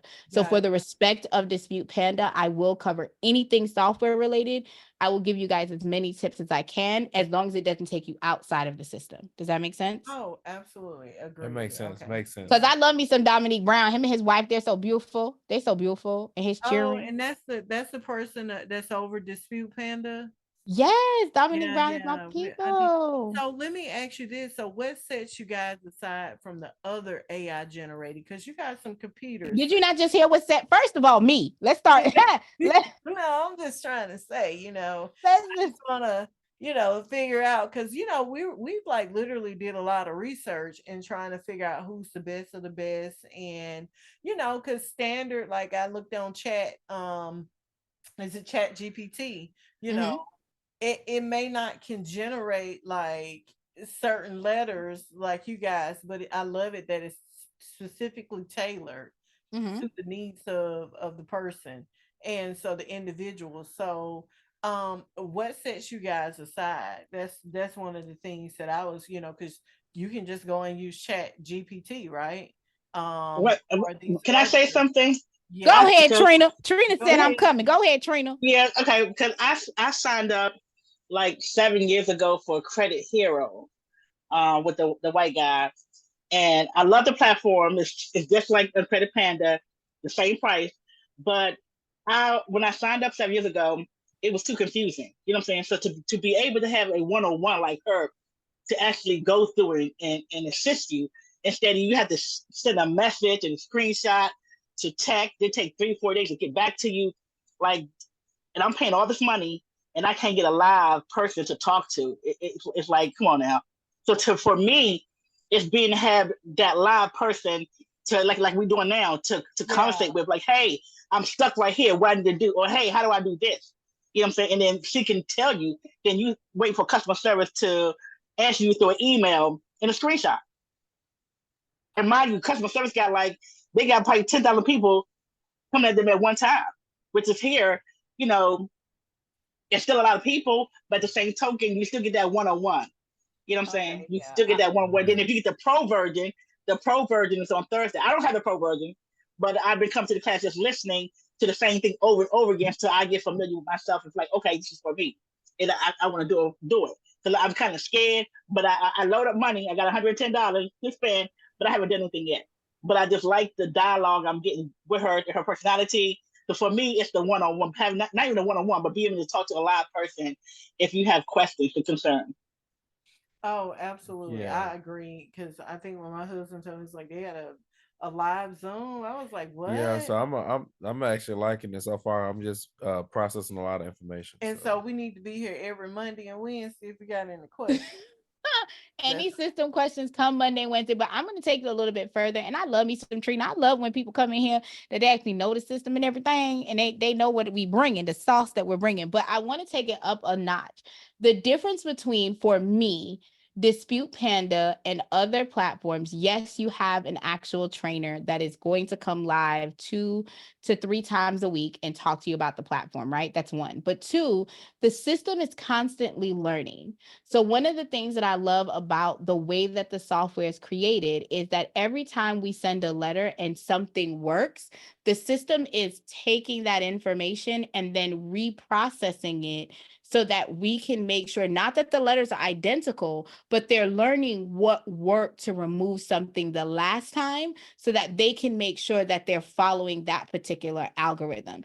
It is the way that the system was developed was to see what works best. Number one. Number 2, the way that Dispute Panda was set up was to allow for the community to say what it needs in the moment. So a lot of the things that you guys are seeing now had a lot to do with people saying, I don't want to leave this platform because this platform has this.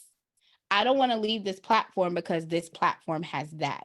So Dominique and the team decided to come in and say, we're going to give you what you're saying is making you stay somewhere else, although we have the software that's going to be able to work and grow with you.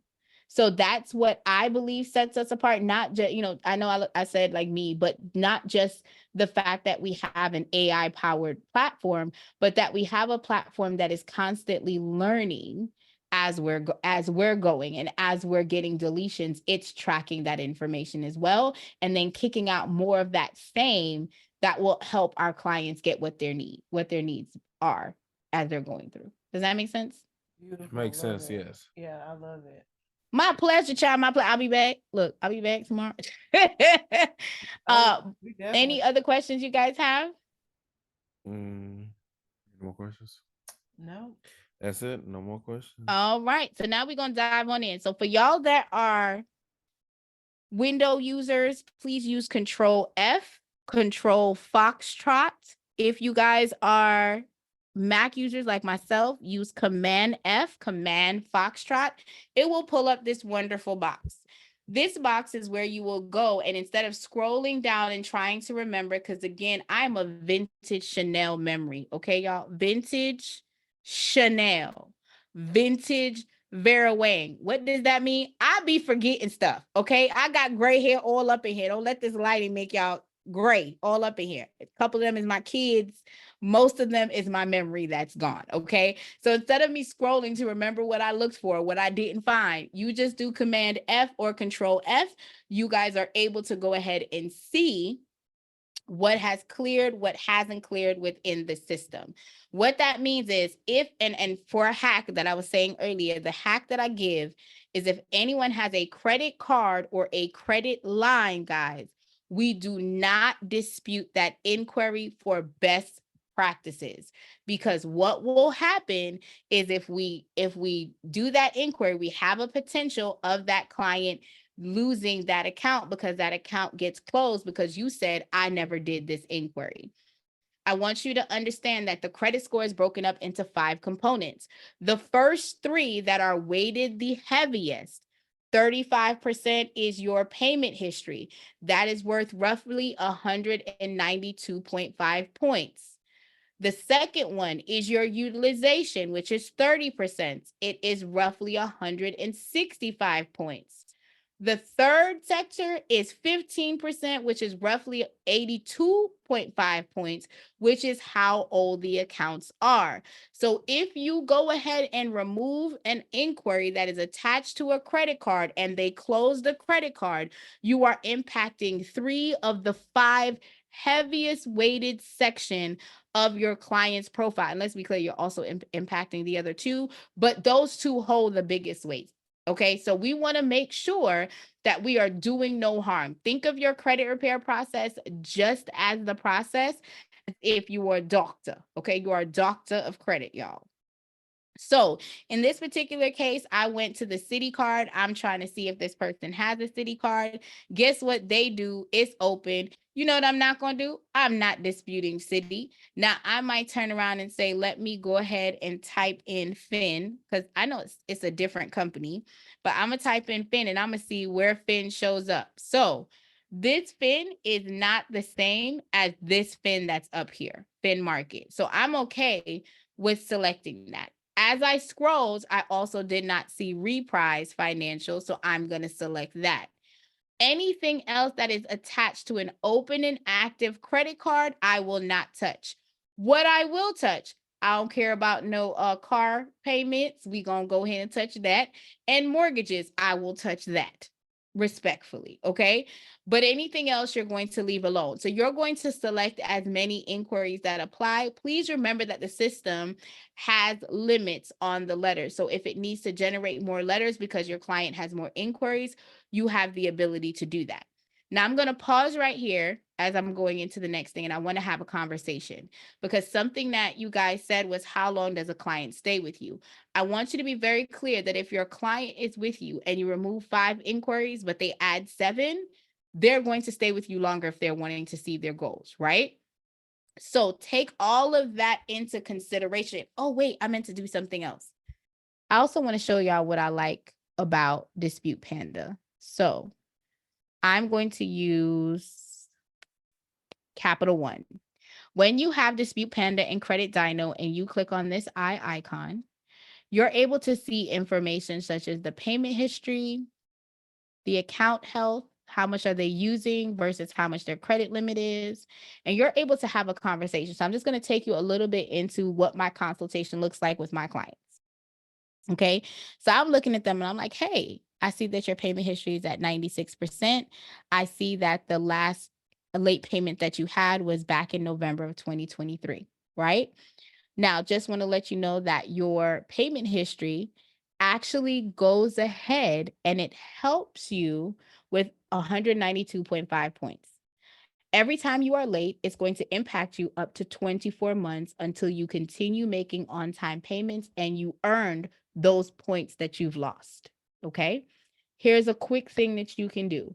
You can do a goodwill letter in the system. So you as the client or as the person that owns the account, you can do a goodwill letter to the particular company.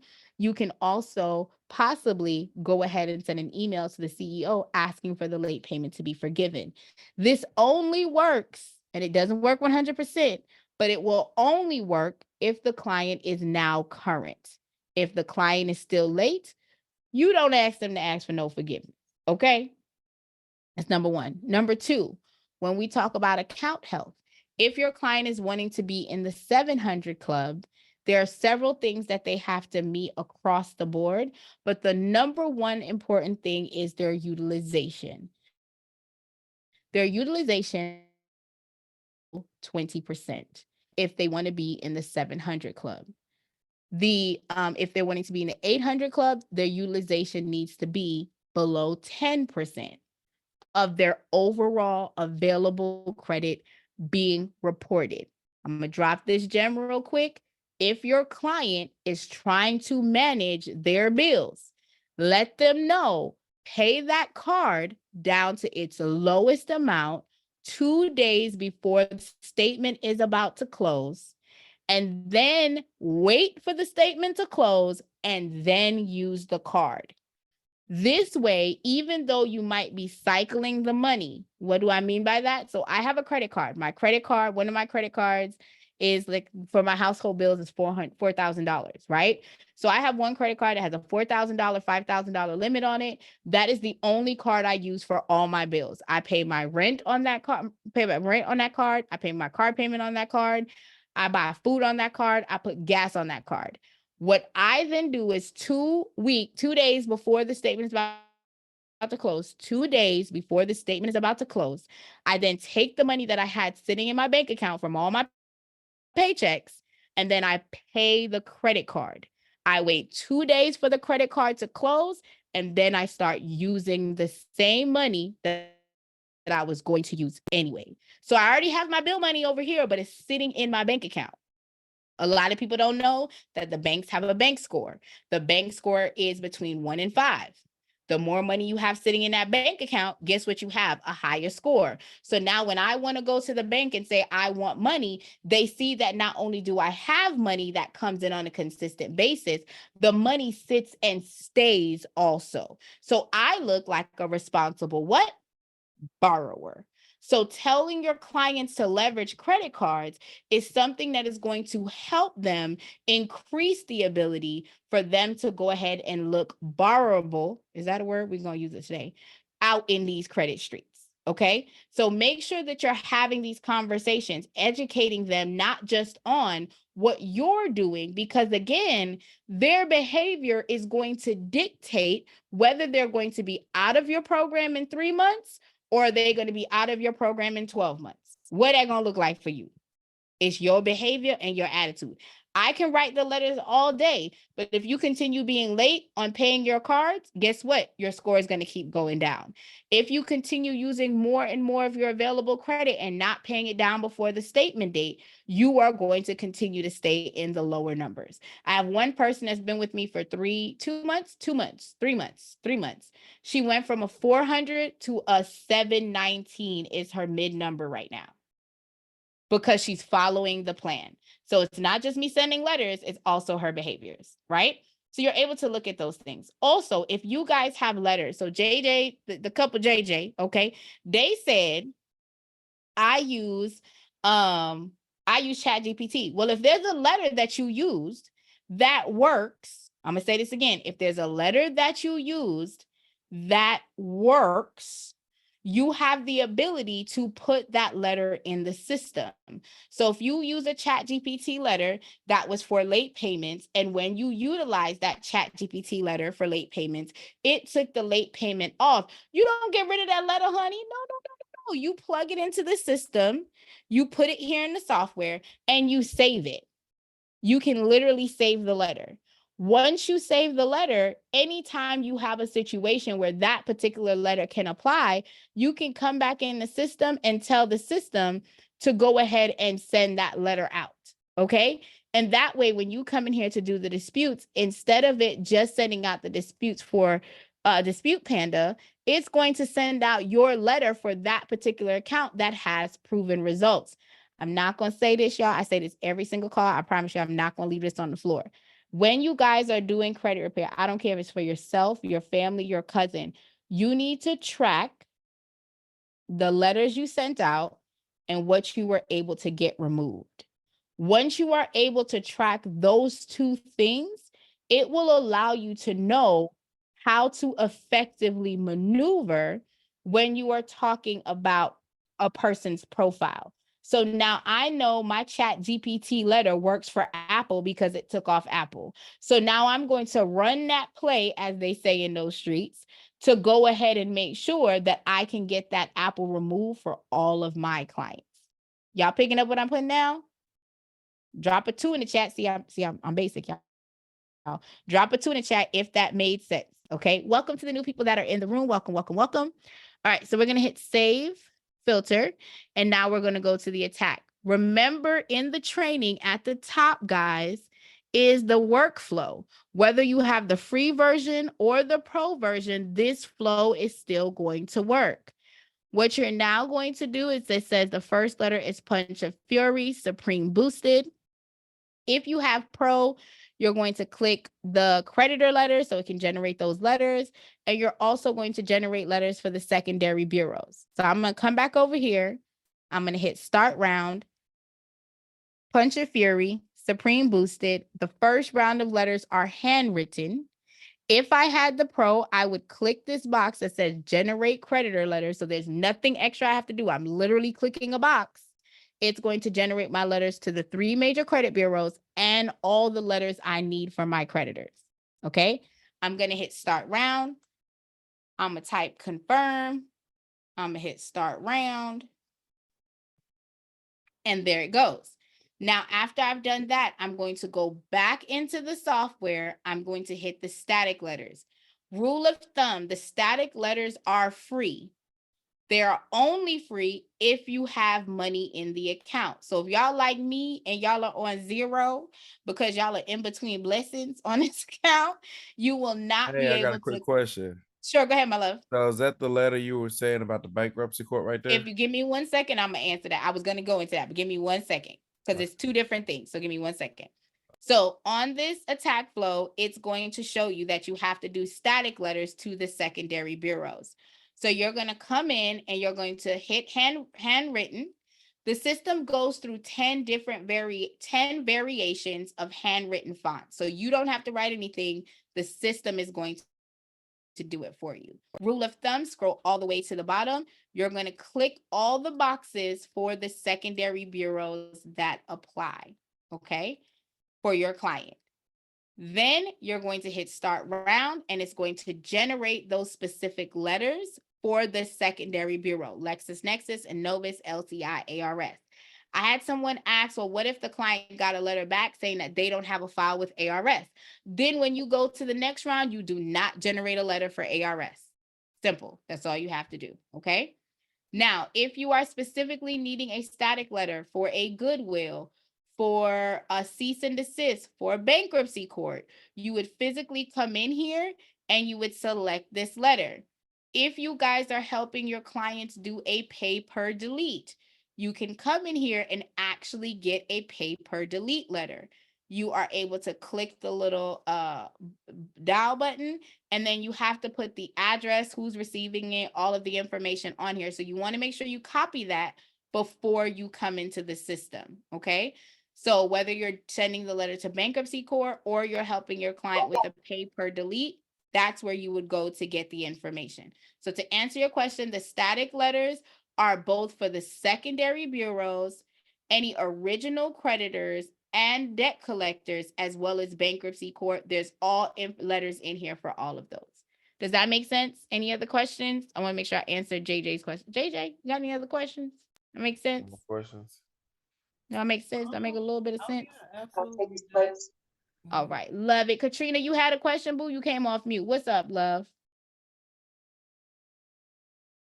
Trina ain't had no question. Yeah.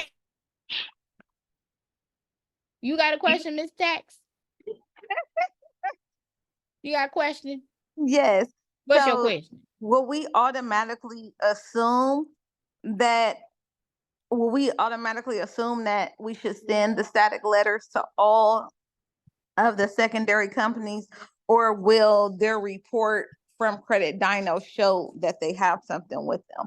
Credit Dino is no. So that's a great question. So I'm going to answer the question like this. You need to create a standard operating procedure that is best for you. My standard operating procedure, aka a SOP, is I do not dispute with the secondary bureaus until after I have already requested the file from them. So I personally, my first round on Dispute Panda, the only thing that I'm doing is the regular dispute letters. I am never sending it to the secondary bureaus because now, again, that's if I'm doing it as round one.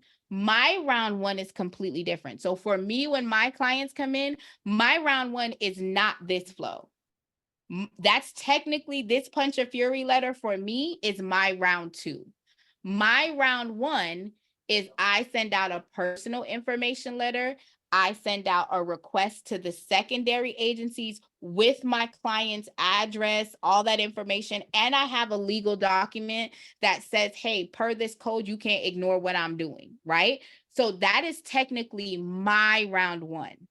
Then I come into Dispute Panda, and what would be my client's round two is when I then send this out. Because to your point, I don't want to waste time sending out a letter to LCI if my client doesn't have an LCI report.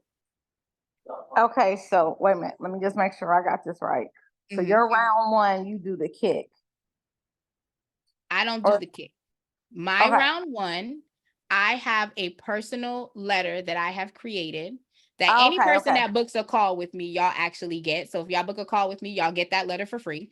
I have a letter that I send out to the credit bureau that says, this is my information. This is my accurate address. This is my accurate spelling of my name. This is my accurate phone number. Everything else that's showing on my client's credit report, I am asking in that letter to be deleted. That is my personal standard operating procedure. After I send that off in that round one, I also send off letters to the secondary bureaus requesting my report from all of these people that are linked here. That is my process, right? Okay, that's perfect. So when these letters are being generated, even though we are CROs, we are sending these as if we are the client? It depends on how you're doing business. So if your contract says that you are a document processor for your client, then you are sending the letters off and you are document processing for your client. I have a power of attorney. So for my letters, it says that my company is the one disputing on behalf of my client. So it depends on how your contract is worded and how you're processing the file. Does that make sense? Yeah, I'm gonna have to book a call with you because that's a whole nother something else going on, but I got it. Okay, that's true. Thank you. So it depends. So again, when you guys are working with clients, understand that you are technically a document processor. That is what they're hiring you to process these letters to dispute on their behalf, right? I just happen to just CYOA myself. I have a POA that says I can dispute their file. So if that client comes back to me and goes, absolutely not, I got this on paper. Also, I do videos. So when I sent you guys the Loom link earlier, the reason I have Loom is so that I can send my recap videos on what they've done well, what has gotten off of the credit profile. I even use that to give refunds. If someone says they want a money back for something, I go into the system, I record the video of me giving the refund, and I send them that link. And that way, if they try to do a chargeback after I refunded their money, I already have proof that not only did I send them the video, I have proof that they watched the video that said they got the refund. So understanding when you're going through kind of ways to protect yourself. So that's the answer. So it all depends. Oh, drop your booking link. Got it. I'll redrop it, y'all. Because I dropped it before. Y'all acting like y'all ain't want to. Y'all know me, but now y'all who sings that song? I think it's Kevin Gates. Is that I'm gonna get that song and I'm gonna play it when What y'all act song like y'all is don't it? know me. I don't think Back that's in the Kevin day, Gates. you didn't want me. Now I'm That's hot. Mike You all up Jones, on me. girl. That's Mike Jones. That is not Kevin Gates. I knew that. They both. I mean, they the same people. They the same people. I guess. I'm a big Gates fan. I knew that was not him. Look, listen. I still listen to Sheena E. Don't judge my life, okay? I'm still Rick James up in here. Don't judge my life. I'm gonna get you right on the Gates side, though. You gotta help me. You gotta help me. I like Kevin Gates when he said, "You know how people be like, I wish you well. I don't wish you well. Die today." Saw that, y'all. Right. Exactly. I was like, Kevin. But he seemed so peaceful. Y'all need to watch that when he was on the Breakfast Club. He literally said, people be out here wishing people well. I don't wish you well. You hurt me. I said, ooh, Kevin need a hug. Kevin, I need a hug, y'all. Okay, sorry. So if you have money, you can go in and you can do the secondary bureaus. Again, you have to come up with the flow that works best for you. To answer your question, there's no wrong way to do it. If you choose to come in here and that's your first round and you send out the round of attack and the client happens to not have an account with, and I want to say this for the people in the back of the church, everyone has a LexisNexis account. I'm going to say this again. Everyone has a LexisNexis account. If you want to know why, I want to explain to you that LexisNexis is like Big Brother in the sky. My day job, okay, because I like to tell y'all, my credit repair company is my passion and my purpose, but the investor into that passion and purpose is my day job. And my day job is an injury adjuster, okay? With that being said, if I cannot find you, if I need to find out if you've been arrested, if I need to find out who you're related to, if I need to find out your driving record, y'all, LexisNexis holds all of it. So your client will most definitely, if he's out here in these streets with a driver's license, okay, you are going to have a LexisNexis account. LexisNexis holds your clue report, which is your driving information. They have your arrest information. They have all your business. Okay. So a client will always have a LexisNexis profile once they're in that system. However, the other credit reporting agencies may not have an account for your client. So if you choose to not ask for the report in the beginning, do not fret. You can send this letter out. They will send a report back to your client that says, hey, I don't have an account for this person. What you would then do is the next month when you're coming down here for round 2, you just wouldn't select that particular account. That is it. That is all. JJ said, if you have a question, what question you have, my loves? Hey, quick question. So I heard you mention something about the LexisNexis. For LexisNexis, when you mentioned something about the driver's license, are you able to dispute and do dispute dispute, like say if you're having issues with getting insurance, a good quote for insurance, and it's like something wrong, and I forgot, it's some type of report that LexisNexis generates. It's called the clue report. So to answer your question, this software is specifically to credit repair. Okay. To answer the second half of your question, can you dispute it? The answer is yes. You can dispute your clue report. You would have to go through the process of getting the clue report. So the LexisNexis report request that you're sending is specifically to your credit profile. So you would have to create a letter specifically for the clue to ask for your clue report. And then once you get your clue report, you would then have to create letters to help dispute that. But I've helped remove arrest records, driving record. Yeah, you can do that. Okay, and a quick question. You dropped your link so we can book you? Mm-hmm. Yeah, it's above your question, friend. Okay, let's see. So you see how you ain't watching text? You see Trina? Trina, you see how they ain't watching? Oh, I see it. Look. Ooh, they ain't watching. Trina, you saw that, Trina? I guess I see it now. Ooh, J and J, they ain't treating me right on today. That's what's happening. We're sorry. Y'all all right? Y'all got any other questions for me? Oh yeah. Also, what about the core logic as well? She said the core logic Is that simple? That's a critical, yeah. And so, long story short, is no software or anything that we can do to dispute it. But if we can book you, you can get that together for us. So that's a great question. So I cannot get that together in an hour. You can book me for a coaching call for us to go over it.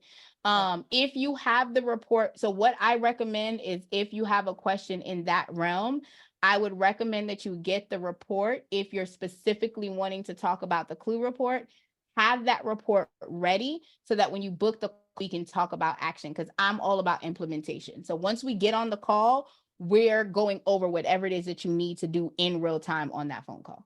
Awesome. Okay. Cool. Okay. And it's a 1 hour call for $97. I'm selling myself cheap here. Don't tell my husband. Okay. It's supposed to be going up, but right now that's what it is. Y'all got me for 1 hour for $97. Okay. And then I give you guys a bunch of freebies when you get off the call. So I love that. But yeah, you guys can book me. My recommendation, if you specifically have a question about the clue report, get the report and then book the call. Okay. How do you get the report? You said, how do you get the report? Yes.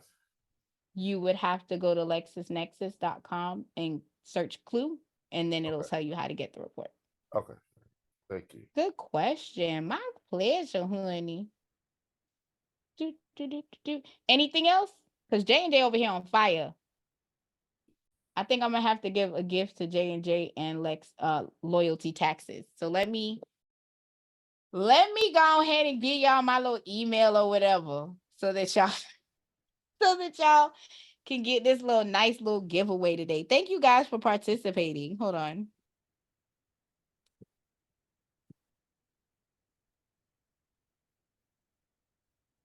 Send that here, and then let me send that here.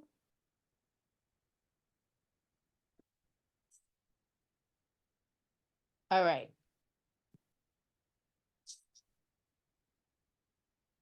Hold on 1 second, y'all.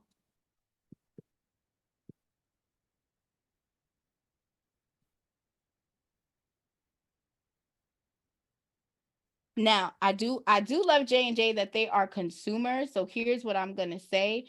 Since you are consumers, the free gift that I give away, there are multiple ways that you can use it. But go ahead and send me an email with what I just sent you guys in y'all personal chat, and I'm going to gift you guys something today. Okay? All right, so we went through the client. Let me go back to my client that I created, and we are going to go back. The attacks are here, okay? So if you want the system to mail out your form, you're going to click on mail them out, and the system is going to automatically mail out the letters for you. You want to make sure that you're following the guidelines. So it says the color is no. The system does say you want to use it single-sided, not double-sided. I'm not going to lie to y'all. I always do double-sided. I like to tell y'all the truth. I will lie.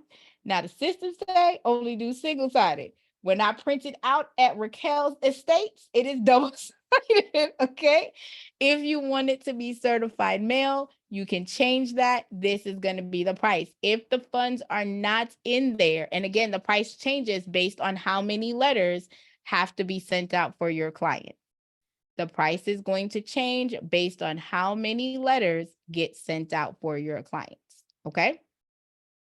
You could tell the system to mail it out. If you choose not to mail it out, I want to point out that the system by default assumes that you have downloaded and printed the letter on your own. So that means that if you have not sent out the round and you're waiting on the system, I don't know what y'all waiting for now, you need to go ahead and download it and print it for yourselves, okay? And you just simply click this box. You're able to click, it downloads the zip file, you open the zip file, and you're able to print off each letter, all right?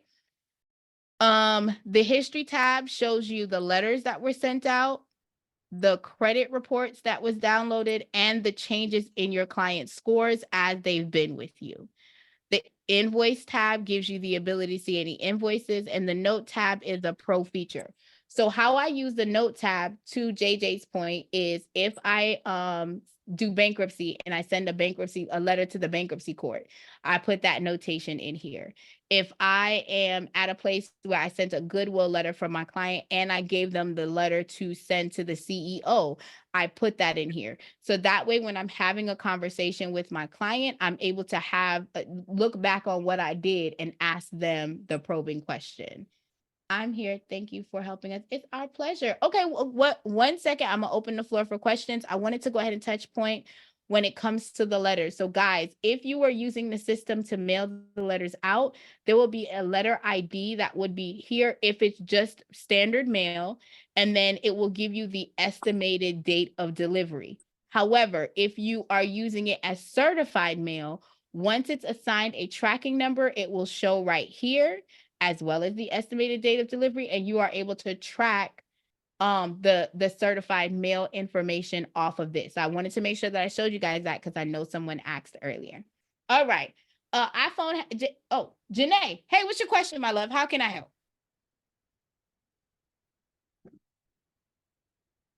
If I already have Identity IQ downloaded to my portal,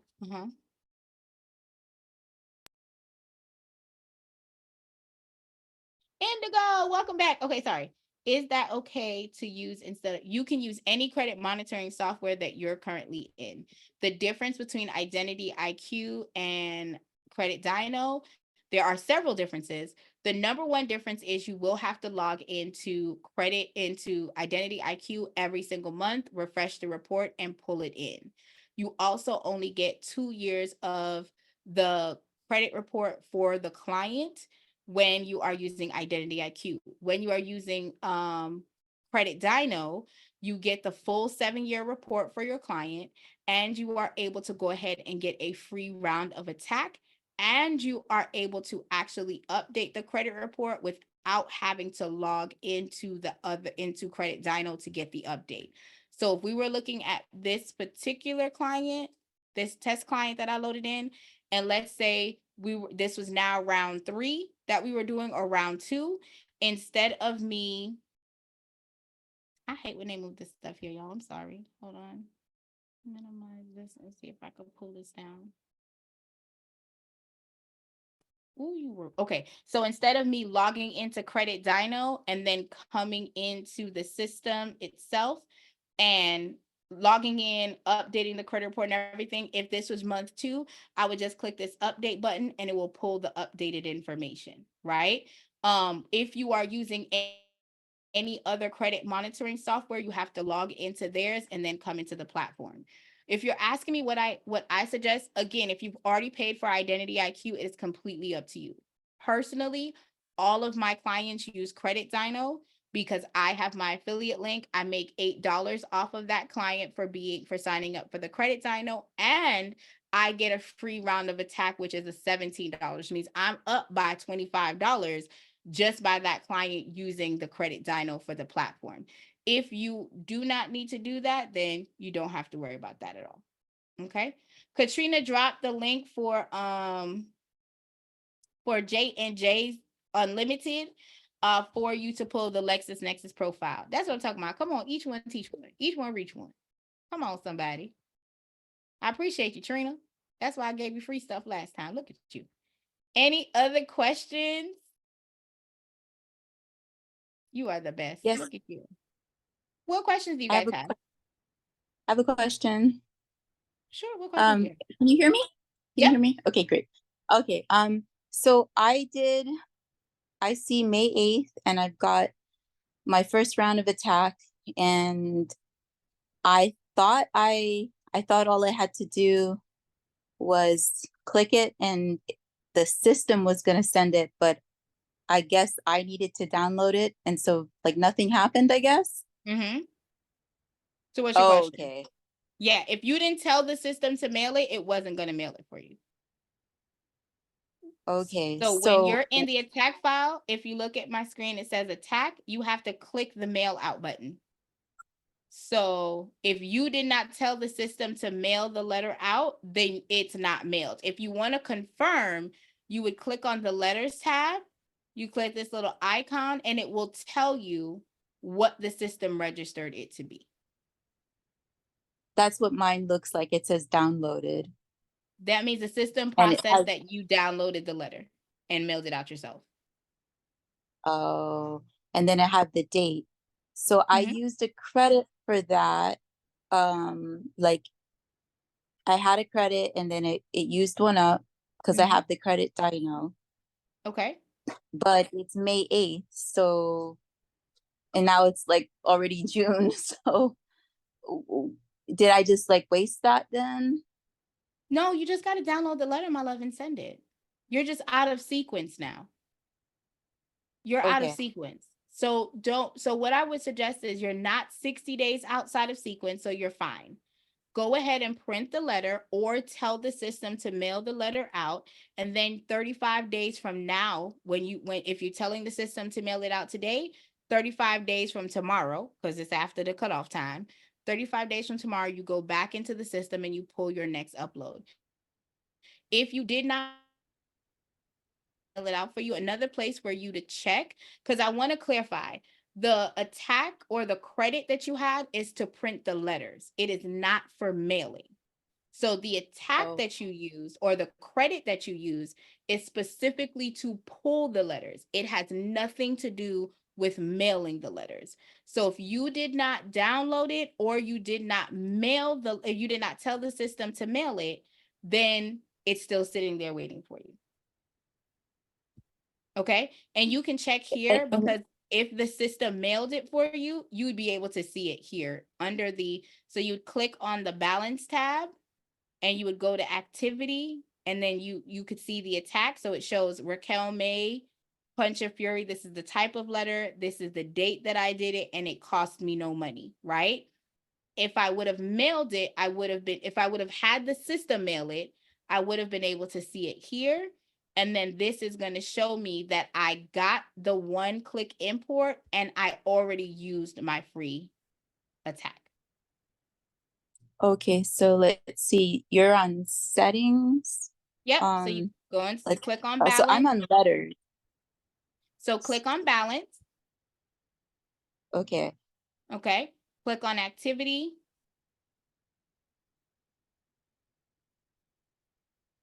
Okay, so activity. And then go to mailing. Okay. If the system had mailed the letters for you, then it would show there. If it's not showing anything there, you need to go back into client, click on your name, go to attack, click on the attack, and then either download it so you can print it out yourself, or you need to tell the system to mail it out for you. Okay. Does that make sense? So it says, yeah. So, and okay, what was the other question I was going to ask you? Oh, okay. So when I go on to letters, I thought it was the Punch of Fury Supreme Boosted was what it was supposed to be, but I see that it produced 7. So under my 7 attack status, 7 letters. Wait, just a second. Where did it go? It's not opening. Oh wait, actions. See it. Okay, so it's got for each one. Looks like TransUnion. It has Punch of Fury boosted 1 and it has boosted 2, and they're 2 separate letters. And then Experian, it's got boosted 1, boosted 2, boosted 3, all Punch of Fury, and then Equifax, it has 2 of them, boosted 1 and 2. Is that the way it's supposed to be? Do you see on my screen? It's exactly what it's supposed to be, my love. Because there Okay. are multiple letters that are being generated for that particular creditor, for that particular credit bureau.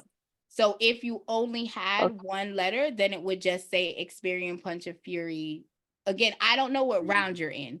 So if you did the first round of letters, then it should have been Punch of Fury Supreme Boosted, right? So if it's giving you the count 1, 2, 3, it's because you had 3 letters. If it counts down to 7, that means you had 7 letters that were generated. So I thought that last time I was on with you, I thought that after I watched, I thought that I went through it correctly and just clicked on Punch of Fury Supreme Boosted. It was the first round of attack. I thought I think that you're getting wrong. confused. So hang on one second. Let me interject really quickly. The system, because I don't want to confuse you. The system has a certain amount of attacks that can go out per letter. So the Punch of Fury letter says that it creates a letter for each type. So there's 1 letter for personal information, 1 letter for inquiries, and then 1 letter for everything else. So if you are clicking Punch of Fury Supreme Boosted, it is going to generate the letters with the specific information on each letter. You are not doing anything. The system is automatically producing the letters for you. So if you have multiple personal pieces of information that needs to go on more than 1 letter, the system is then going to generate the amount of letters to capture all of that information. So there's nothing wrong that you did. Systemically, it is pulling the information and it's generating the letters based off of what's on your credit report. So let's say your credit report had no personal information that needed to be printed and you selected no inquiries. Then it's only going to be producing letters for the accounts that you're wanting to dispute. Does that make sense? So these letters that you're seeing here is based on when it pulled the information from the credit report based off of what you told it to dispute. It then generated the actual appropriate letters that needed to be there. So when you're looking at the letters, it's breaking it down because 1 is personal information, 1 are for inquiries, the other 1 is for the accounts. So that's why on it says 1, 2, 3, because in this case, my client has 3 letters that need to go to Experian, 3 letters that needs to go to TransUnion, and only 2 letters that need to go to Equifax. Does that make sense? Yeah, so the system will basically when you click whatever round you're on, the system will go through because you've highlighted those accounts, and then based on how much info, like if I know some of them have the addresses wrong, some of them have amounts of a credit card wrong. So it will produce based on what it finds wrong, it'll produce the right letters. And so it sounds like I've already got letters there, and I just need to figure out how to print them. I mean, I can see my letters, and I guess my problem is I don't know how to open up my letters to print. So the first thing you have to do is click on download all. Have you clicked on the download all button, my love? Well, so I don't even know how to get to that. I'm just looking at so like look at my screen real quick. Look at my screen real quick. If you go to attack and then you click on the attack round that you have, it will open up a box for you. At that point, you'll be able to click download all, or you can select mail them out. Okay. Active. Okay, so I have to go back into my client thing. Yep. So then I click on attack or my history. You're going to click on attack, my love. You don't want to go to history. Okay, so Okay, so I must be on attack because it's not letting me open anything up. I see the So when on you my originally profile. get to attack, okay. So I need you to go. So let's start from the beginning. Click back on client, Mhm, click back on mhm. client, then select your name. Okay. Okay. Okay. Then click attacks. Oh, that's where I did it wrong. I Okay. clicked on. So statuses, I see ready to attack. I see So active comments in, and it has my name, and then it says ready to attack 71 days ago. mhm. And then I click on it, and then it opens it up, and then attacks is grayed out for some reason. So your tax is grayed out because you're at 71 days. So what you're going to have to do is click is the disputing tab open? I can open the disputing tab, so I opened Okay. that one. Cool. So if the disputing tab is open, you're going to hit save. You're going to click on disputing tab and you're going to hit save filter. Okay. It will then allow you to get into the attack. Okay, so credit attacks. And I just uploaded I just refreshed my credit report. It says I've got attack 1. Credit report was last updated 0 days ago. 1 second, my love. No I need you to rounds get selected. below that. I need you to get below that. So did you already click the step that I told you to hit disputing? Okay. Yep. You hit disputing, right? Uh-huh. Did you hit Yep. save filter? Yes. When you hit save filter, it should automatically take you to attack. Yes. Okay, you're now going to click on the attack that you originally did however many days ago. Oh, you're going got to it. click on that option. Now, Once you click on that got it. option, it will then give you an option to either download all or mail them out. So do you want the system Okay. to mail it out for you or do you want to download it?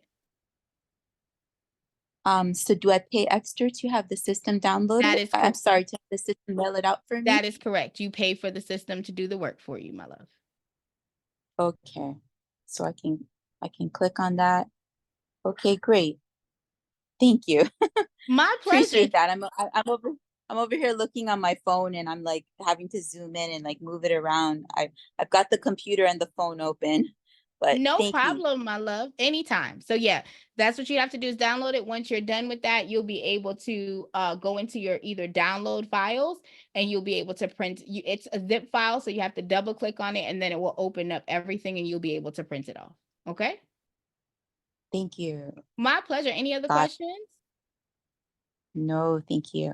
Awesome sauce. Okay, iPhone's question was, do I have to go over my report to look at the negative items on each report to make sure Panda grabs all my negative items, or can I just trust the system?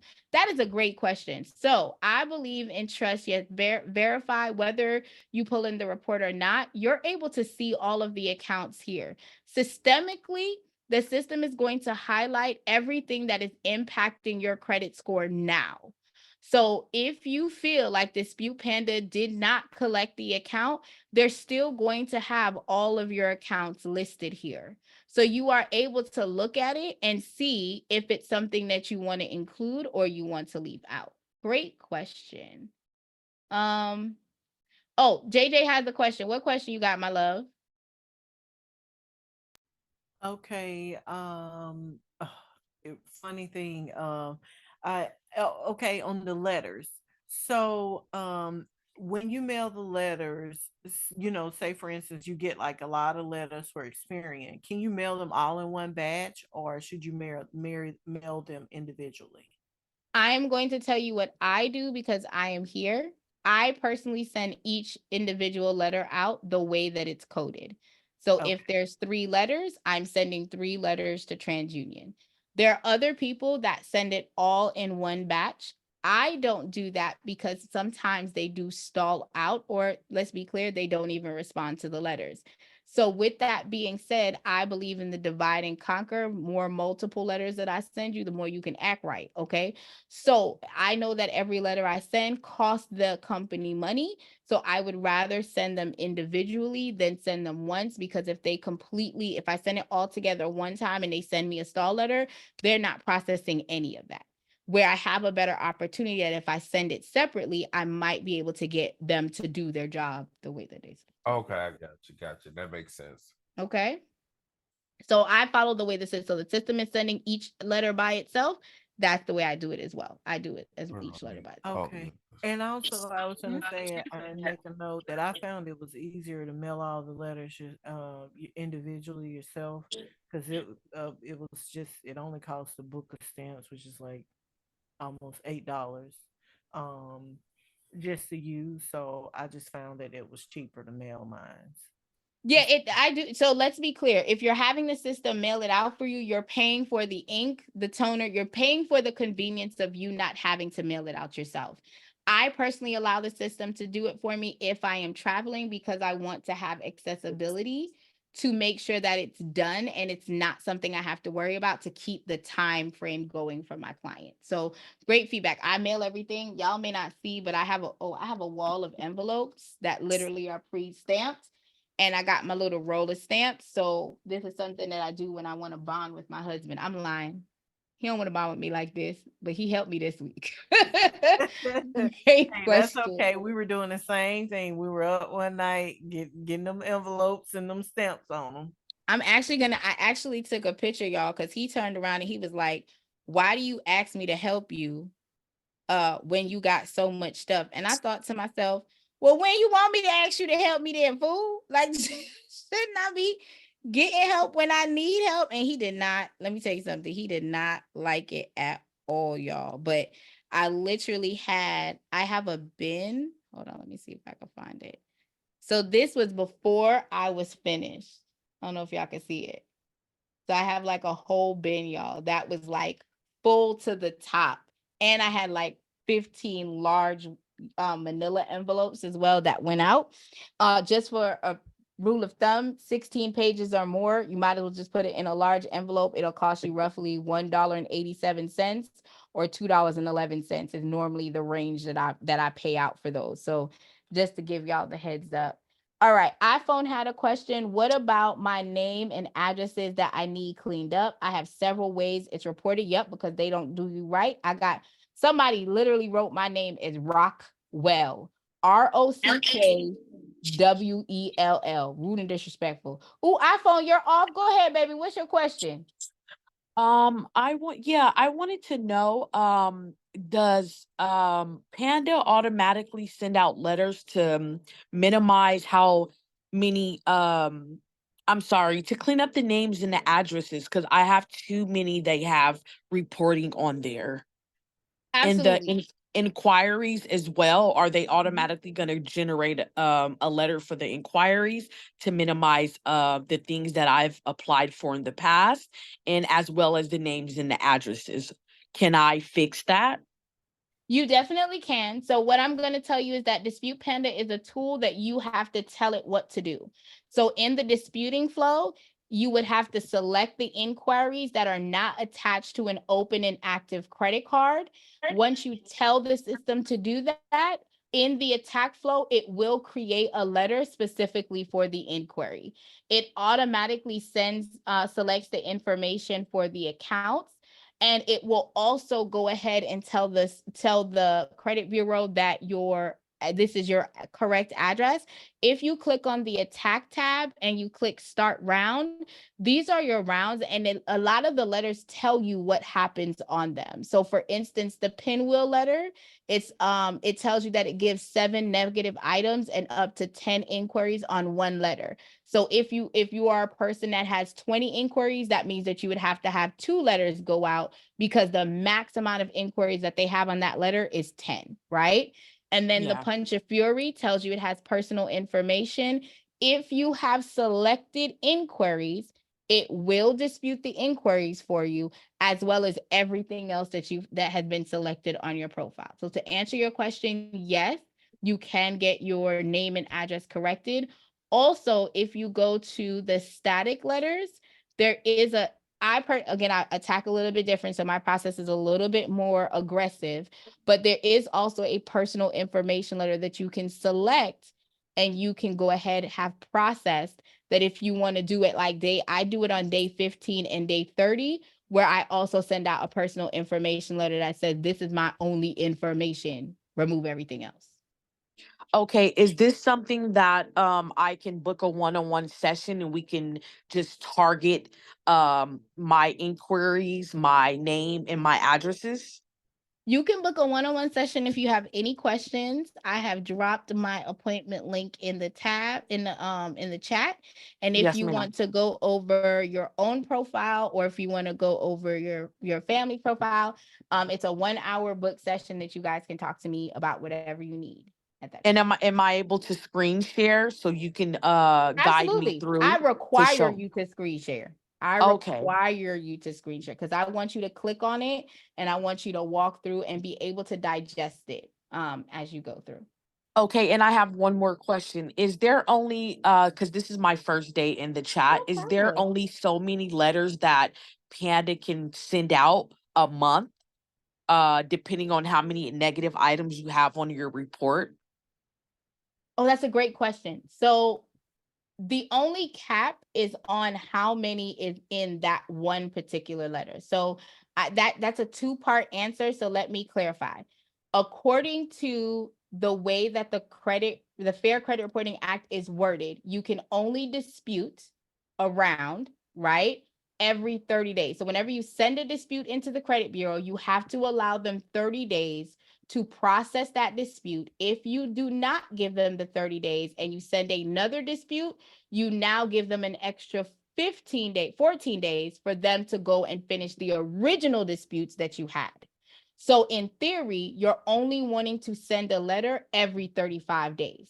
However, there's not a cap on if it's going to be 5 letters for that particular round or if it's going to be 3.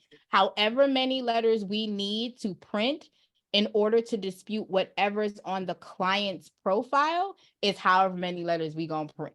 So if that's 4 letters for one credit bureau, or if that's 10 letters for one credit bureau, that is what we're going to generate based on your client's file. Okay, so it sounds like it is going to attack all of your negative items at once. That is correct. Okay.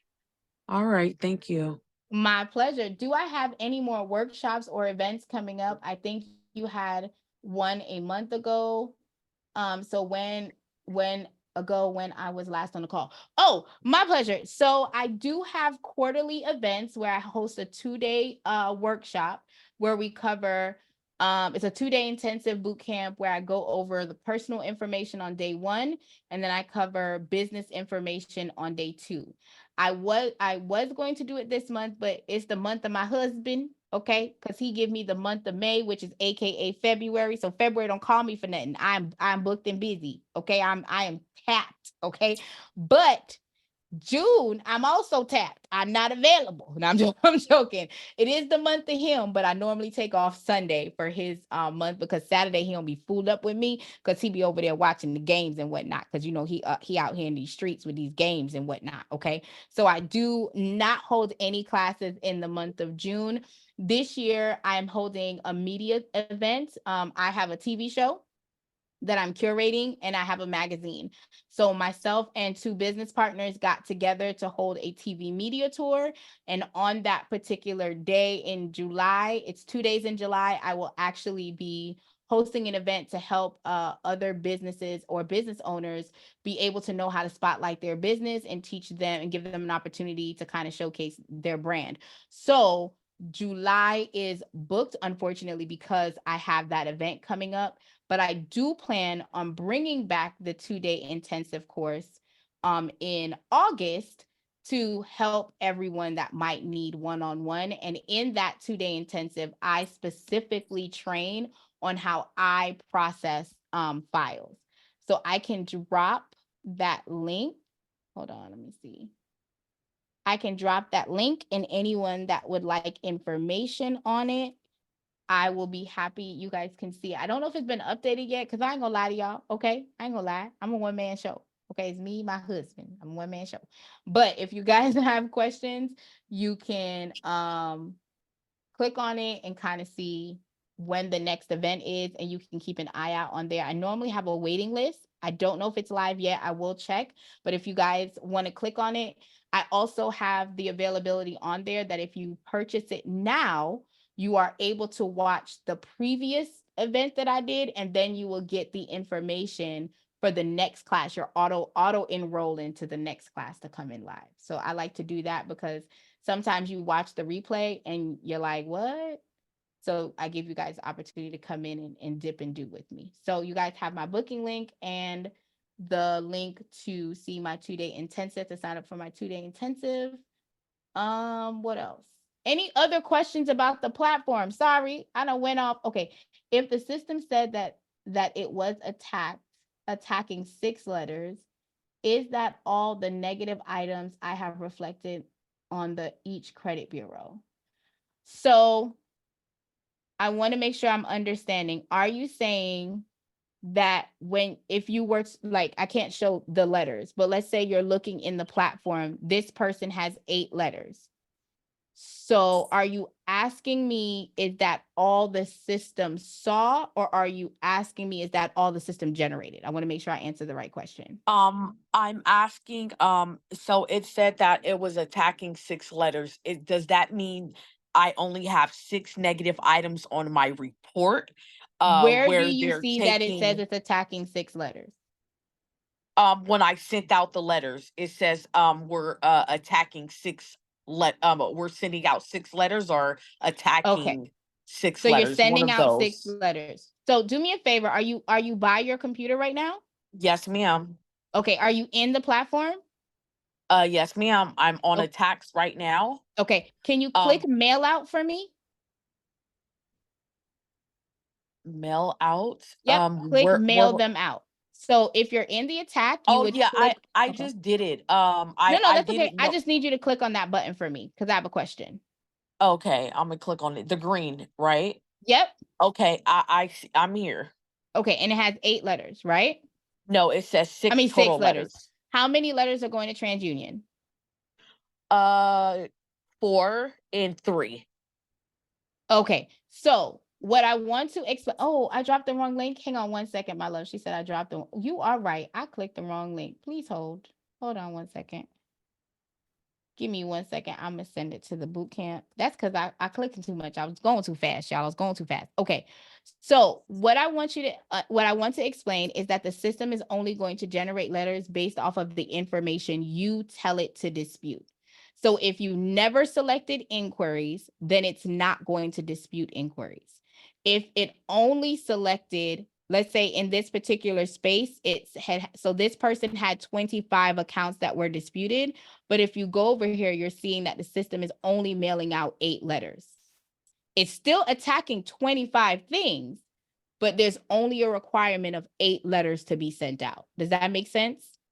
Yeah, I'm aware that it's not attacking the inquiries or like the name and the addresses, but they are attacking just the negative items, right? That is correct. So it's going to And generate the information based off of wherever the negative is showing up. So if you didn't do inquiries, it's going to attack only your personal information, and it's going to attack the accounts that are listed there. okay, and the only way you have to do a second round if they're giving me a hard time of not taking it off. So that's a great question. It's not that you have to do a second round. Credit repair is a process. So it's not just a one and done. So if you Right. do round 1, you want to see what the responses are. And a lot of people don't necessarily have the ability to understand what the letters are saying, but take the time to read what the responses are. What did they delete? Why did they say that they weren't removing it? And then once you get that information back, I always say, if you haven't gotten it off, and because for instance, you know, your name is not spelled with Rockwell, you are going to go ahead and do another round because you know that's not the spelling of your name, right? Until they get it off. So you're not going to just leave it just because they're not doing it. And there are some times where you may have to call the credit bureau and say, listen, I've sent you my attached items to show you that my name is spelled blah, blah, blah, blah, blah, and you haven't done it. I've also called to tell you I didn't do this inquiry. You need to remove it. So there are different methods and different strategies, but to answer your question, it's not always going to be a one letter and done. Got it. Okay. And so once I pay attention to the reason why they're not deleting it, can I come to you to give me the right template and the right formation to send out what's required of the reasoning So what behind I'm going why to they're tell not you is the system is going to give you the next letter to help, but yes, you can come to me for added letters because I send letters in addition to. So there are times that I will send a full packet to them that will have an explanation on it, that says like, hey, this was a dispute that I had. This is your reply, but this is the law, right? Like on top of what the Metro 2 system, I will add a letter on top of there. So yes, you can book a call with me for us to deep sea dive and see what other methods you can use to get the results you're looking for. But I also want to clear up, and I know that you came in a little bit later. I want you to understand that if the debt is valid, it's valid and it's yours, and they have all the things right. So we're not talking about any errors or anything that's out of date. We're talking about this debt is yours. It's being reported accurately and the vendor has the right information. Your conversation with me is going to be, how can we get this debt settled and removed? Yes. Because a lot of Okay. people don't know that it's a lot easier to get a paid debt off of your credit report than it is an unpaid debt. Number one. Number two, you can still get a mortgage. You can still get funding even with negative items on your credit report. But you have to make sure that you're showing that you are now credit worthy. So maybe back in 2017 or 2019, right? 2019, 2020, you weren't able to make that payment. I'm going to tell you how you can go about asking for a paper delete directly. I'm going to tell you how you're going to go about asking for a paper delete around the corner, right? And if all else fails, I'm going to tell you, let's settle this debt, because at the end of the day, if you're wanting this house, if you're wanting this car, you want to lower your debt to income ratio. And this is how we're going to go about doing it. So once everything else has been validated and you're coming to me and all the laws have checked everything and everything is right, there's no argument we have, we're talking settlements. Okay. Okay. And I have one more question. I'm gonna book a one-on-one. I'm sorry for the last question. No, you're fine. The most important thing as well to me is to get my charge-offs. I had Lexington law firm working on my credit, and they're great, but they're not, because you end up with a lot of charge-offs, which aren't good. I've been having difficulties trying to get these charge-offs off. How can I go forward with not just taking my negative items off, but attacking these charge-offs? The system is supposed to attack the charge off. So when you get into disputing, so using this client as a reference, this account right here is the light stream. It's a collection / charge off. It's actually a charge off for the client, right? The system is going to generate a letter for the charge off. It's not saying the verbiage. So whether it's a collection, it's a charge off, it's a repo, it's a bankruptcy, anything that is negative, that is impacting your full score, it is going to send a letter for it. Okay, good. Thanks. Thank you so much. Welcome. I love it. All right. Any other questions, y'all? Why my husband ain't home? I just realized that I'm talking about him. And normally after I talk about him 3 times, he pops up. He's like a magical, mystical being. But he ain't popped up, y'all. Like, I'm finna call him like he think he out here. Oh, wait. He went out today. Okay, never mind. I could be on here for a little while. I was about to say, I gotta go. My husband's coming soon. He's not. So y'all got any more questions for me? Do y'all have any more questions for me? Anything? Nothing for okay, loyalty tax all tapped out. Okay. Miss Indigo, you got another question? Yeah, is it is it the best route to go with the Dino Pro? Or does it not matter? It depends on what you're trying to do. So the standard Dino plan gives you letters just for the credit bureau. But the Pro gives you letter, if you're using Credit Dino and you're using Dispute Panda, you are able to generate letters to the creditors as well. That takes your attack a little bit more deeper. And the reason being is a lot of times the credit bureaus only look at their wheelhouse, meaning they only look at what's within their internal system, and they use a platform called eOscar. So before they go to the secondary, the other credit reporting agencies that feed into them, and before they go to the actual creditor, a lot of times they just check their system, and that's it. They'll check their system and be like, oh, it was reported on the 17th. It's right. We're not deleting it. You having the ability to send the letter to the creditors is going to adhere to that 30-day return response, because they don't want you to sue them. They don't want to pay you that $1,000, right? So for them, they're going to send you a reply. Also, depending on what the replies are, you may be able to leverage the reply from the actual creditor to help correct errors that might be appearing on your credit report. Okay, yeah, I'm with the Pro. Anyways, I just wanted to know, was that like the best way? Because like I want to send out letters for my inquiries and other things. That would be the best route to go. So I'm going to clarify, correct? you get the same letters. So I don't want to confuse anyone. If you guys have the Pro and you have the free, you are getting the same. If you tell the system to dispute your inquiries are being disputed. The difference that you have is that you have the ability to take it more aggressive by sending the letters to the creditors themselves as well. So whether you have the free version or you have the Pro version, you can dispute your personal information, you can dispute your inquiries, and you can dispute your negative accounts. The only difference, or the major difference, is you're also able to dispute directly with Capital One, because they reported you late in June, but your behind wasn't late in June. You was late in July. All right. So you're able to dispute with them to go in. So think about it from that perspective, is it has another layer of disputing capabilities for you. Okay. All right. Good questions. Good question. Indigo, you had another question, boo? Okay, how do I put this? Okay, yes, I have a question. Sure. So the elite versus diamond membership, can you explain a little about that? Because since you dropped that other link, that the got me mentorship. curious. Okay. Yeah. So the biggest difference between the elite, you guys are able to watch the video. You guys can comment. But you don't necessarily come into all of the rooms. Also, with the diamond, with the diamond, you have the ability that my team, so I have a mastermind that I created.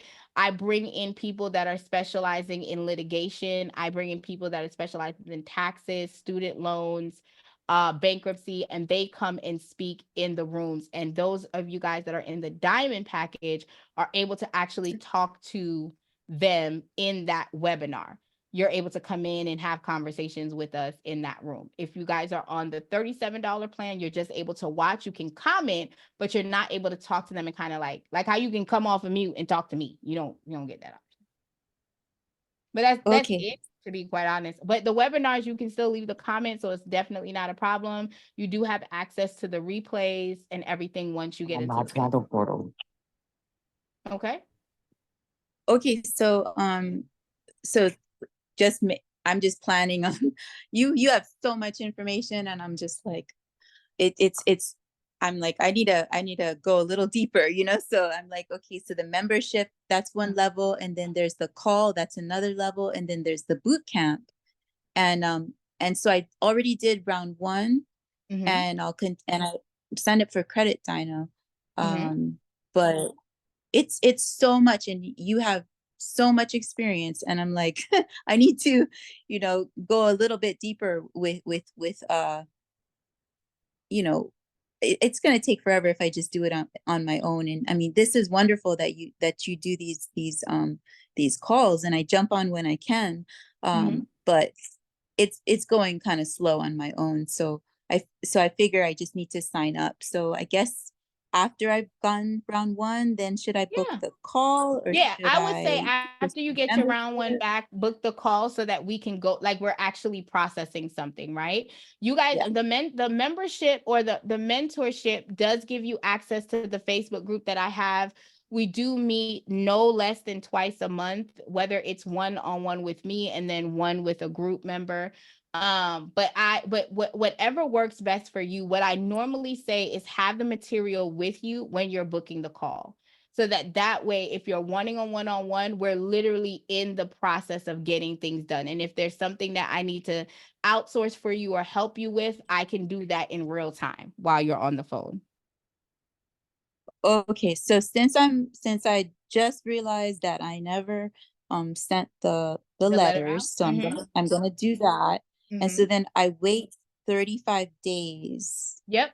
right? And Yep. then I should book a call.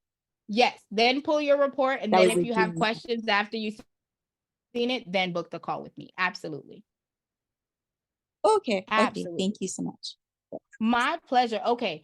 For iPhone, I'm gonna answer your question 1 second, Taxes. For iPhone's question was, I had Identity IQ. Will that stop me from sending out the credit letters? Yes. I did. The only software that allows you to go ahead and print letters to the creditors is if you have Credit Dyno, because the data information is linked and it was created specifically for the system. So if you have the Pro and you're wanting to take full advantage of what the Pro gives you when it comes to attacking, you have to have Credit Dyno as your credit monitoring software in order to generate the creditor letters. If you do not have that, if you're using any other credit monitoring software, you will not be able to generate creditors letters. Great question. Well, And it does show on the file. I already purchased Identity IQ. I loaded it on my portal. That's okay. That was the letters that I attacked for my That's okay. first round. I was referred by a friend, and they told me to use Identity IQ because that's one of the main like besides the main creditors, TransUnion and Experian, or whatever Credit Karma. That's like one of the best, I guess, websites to look at your credit score and keep up with your report, I was told. So that's the reason why I use Identity IQ. But if you guys are working with Dyno, is it gonna like mess up my letters to go to the? Is the letters gonna So what I'm going to have Dyno on them to where it's gonna not look good to the creditors? I don't really know like what to say at this point. I'm hoping like I didn't do it the wrong way. hold on 1 second. Sorry Yeah, about that. because Can y'all hear me okay? I know you mentioned that I just have to go to Identity IQ every month and upload the credit Hold on 1 report. second. So Can you hear me okay?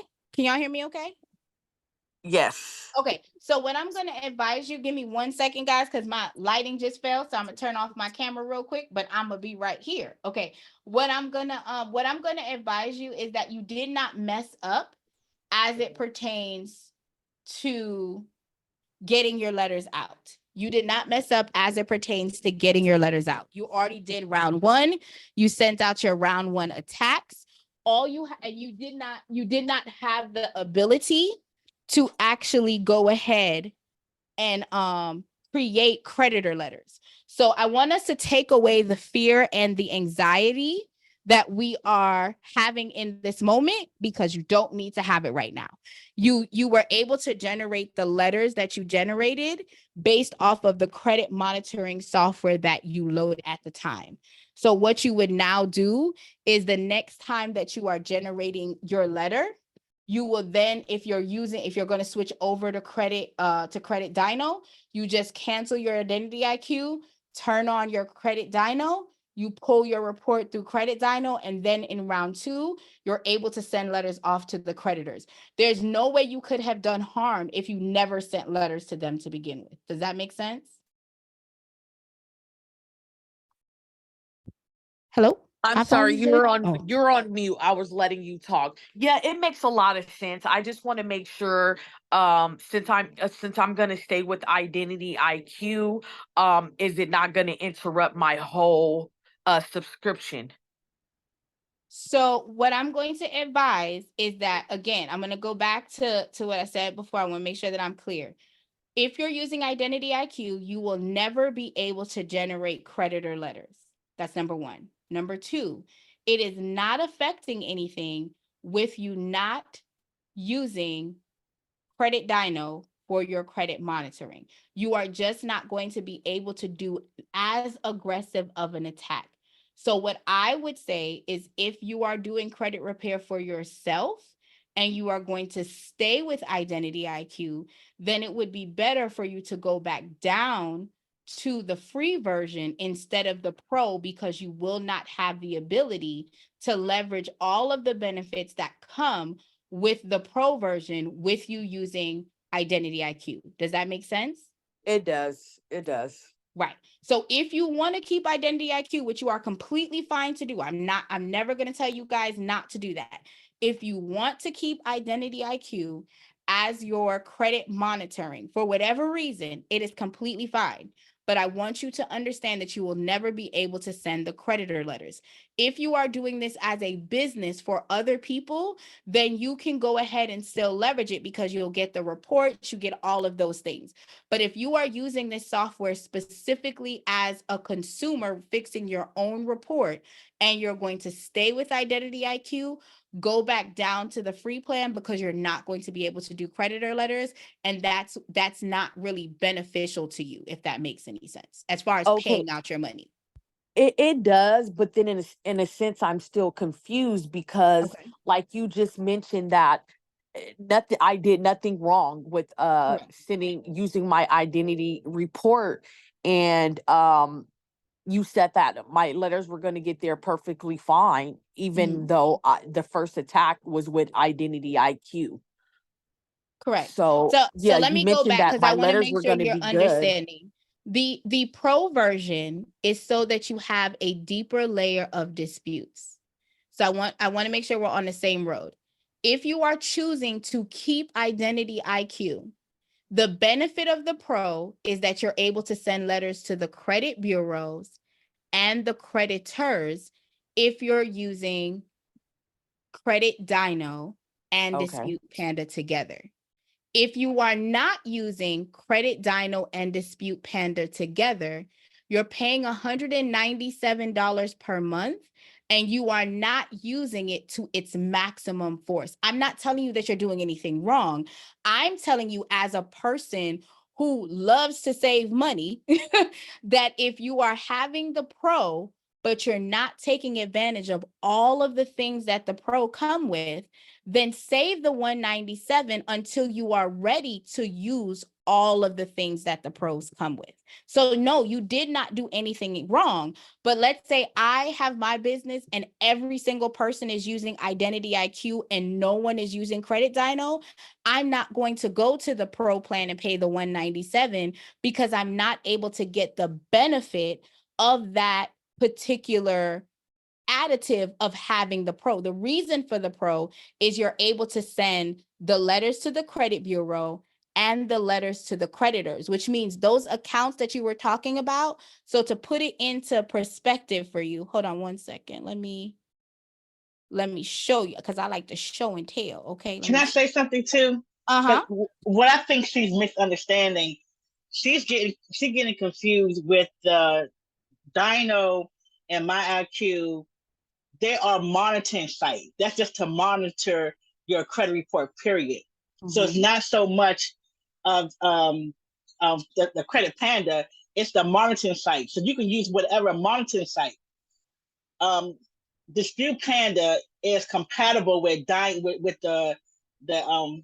I can't think of the name. I'm sorry, the Dyno. Credit Dyno, you're right. Right. Credit Dyno. They are compatible. You know what I'm saying? They're like husband and wife. Right. which is what you have is not compatible. You have to Right. manually update it to get your update with your credit report. If you have Right. the credit dyno, it automatically update because it's compatible. That's the only difference. Okay, yeah, I understand now. That's why I went into a kind of a anxiety attack. Yeah, don't get Kind of, exact. Don't get because attacked, I girl. That's didn't. why I was like, wait a Yeah, minute. I'm like, okay, well, I don't have a problem with switching over, but what about the first rounds I've sent off, and Yeah, it was that has with nothing to do with it. Identity IQ? That has nothing Nope. to do. That has nothing to do with it. Identity Okay, IQ is only a monitoring site. It's for you to okay, monitor your credit report. That's it. It had nothing to do with got I it. it. love So if you that. switch it, Okay. Let's go. So yes, so what I'm saying to you is if you're staying with Identity IQ, which is your monitoring service, if you choose to stay with them, that is fine. But understand that normally if you have the pro version and you're using, so let me physically show you what I mean. Hang on one second. That's what I was trying to do. I was trying to physically show you what I mean. Let me sign out of this account. I'm gonna sign into my test account. So my client, let me see if this is my client. Hold on, because I don't be knowing who my client is. Hold on. So not to Okay. interrupt, but Uh-huh. do I have to pay a subscription to Dino as well as the Pro, both of That them? is correct. Yeah, Okay. so Okay. if you have the pro, you're paying $197. And Uh-huh. so I want to separate that. So Credit Dino is the equivalent of Identity IQ.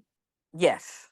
Okay. So just like Mhm. you're paying every single month for Identity IQ, you would Same be thing. paying Got every it. single month for Credit Dino. Oh, Now, okay. Dispute Panda, the standard is free. You don't have to pay for anything. So if you're using Identity IQ, My Score IQ, or Smart Credit, and you're repairing credit for yourself, then you might as well stay on the free plan because you're never going to be able to dispute with the creditors. If you are doing it as a business, then you want to go ahead and get the pro because you have a lot of bells and whistles to utilize. If you're doing it just for you, which is what it sounds like, is you're repairing your own I am. credit, Yes, ma'am. if you're using Identity IQ and you have no intentions of going to Credit Dino, then Oh no, I am now. okay, so let me show you what the difference is. So this is my Okay. test client. When my test client has Credit Dino and I'm on the pro. So when I go to attack their profile, I'm generating an attack for the credit bureaus and I'm generating letters for the creditors. So in Got this it. dispute flow, all of these individual red boxes got their own letters Uh-huh. because I have Credit Dino. Okay. So I'm giving an extra layer of disputing to say, not only am I holding the credit bureau at the right standings, I'm also going to Discover, I'm also going to CarMax and saying, you have this wrong information and you need to fix it. So if you are not using Credit Dino as your credit monitoring software, you don't get the letters to Discover. The only letters you get is to the credit bureaus that are housing that negative information. Does that I make get sense it. now? It makes a whole lot of sense. And you know what? I made a mistake because I didn't get a chance to send the letters out to the creditors. I just did the attacks. Well, you're Can I never go going to get back? an option to send it out to the creditors if you're using Identity IQ. Oh, okay, got it. Now it So makes when a you're real using lot of any sense. other credit monitoring software, Okay. this box is going to be grayed because you're not going to be able to do it. You can only do it if you have the pro and you have Credit Dino. It's a double sword. You have to have both in order to do it. Yeah, yeah. I was gonna get it. It just at the moment I had Yeah. already, was signed up with Identity Q and I thought it was gonna, save me some money. But when I started reading how Dino and Panda does correspond with each other, I knew I was gonna have to switch over. But I was just hoping that my letters were still gonna count with the Identity Yeah. IQ. But I Your have letters are all my still going to count. answers. Absolutely. Okay. It's still going to count. All that's going Oh, to happen is if you switch over and you keep the pro, when you switch over to Credit Dino, your second round, you'll be able to generate letters for the creditors. Got it. Thank you so Okay. much. No problem. I be trying to put out fires here now, y'all. Don't tell everybody. Don't be telling everybody that I'm out here putting out fires. Okay. But you're doing great. You're doing amazing. Loyalty tax love, you have your hand up. How can I help? Okay. What did I want to ask you? I don't know. I'm out here messing up stuff, y'all. I done dropped my light. Don't worry about it. Okay. We here. Okay, so the question that I had for you was, since I'm going to be doing it as a business, when the letters are generated to go out, will the correspondence that come back, if they send correspondence to come back, will they go to the client or will they come to me? It depends on how you're sending the letter out. So if you are sending it out as a document processor, the letters are going to go to the client. Okay, It's if I always send it gonna out as go a to the client. POA, it'll come to me. There's a potential that it will come to you, but it still goes to the client. But yes, it will. Like, I get letters directly from the credit bureau and the creditors for my clients. Okay. Okay. Yeah, And yeah. okay.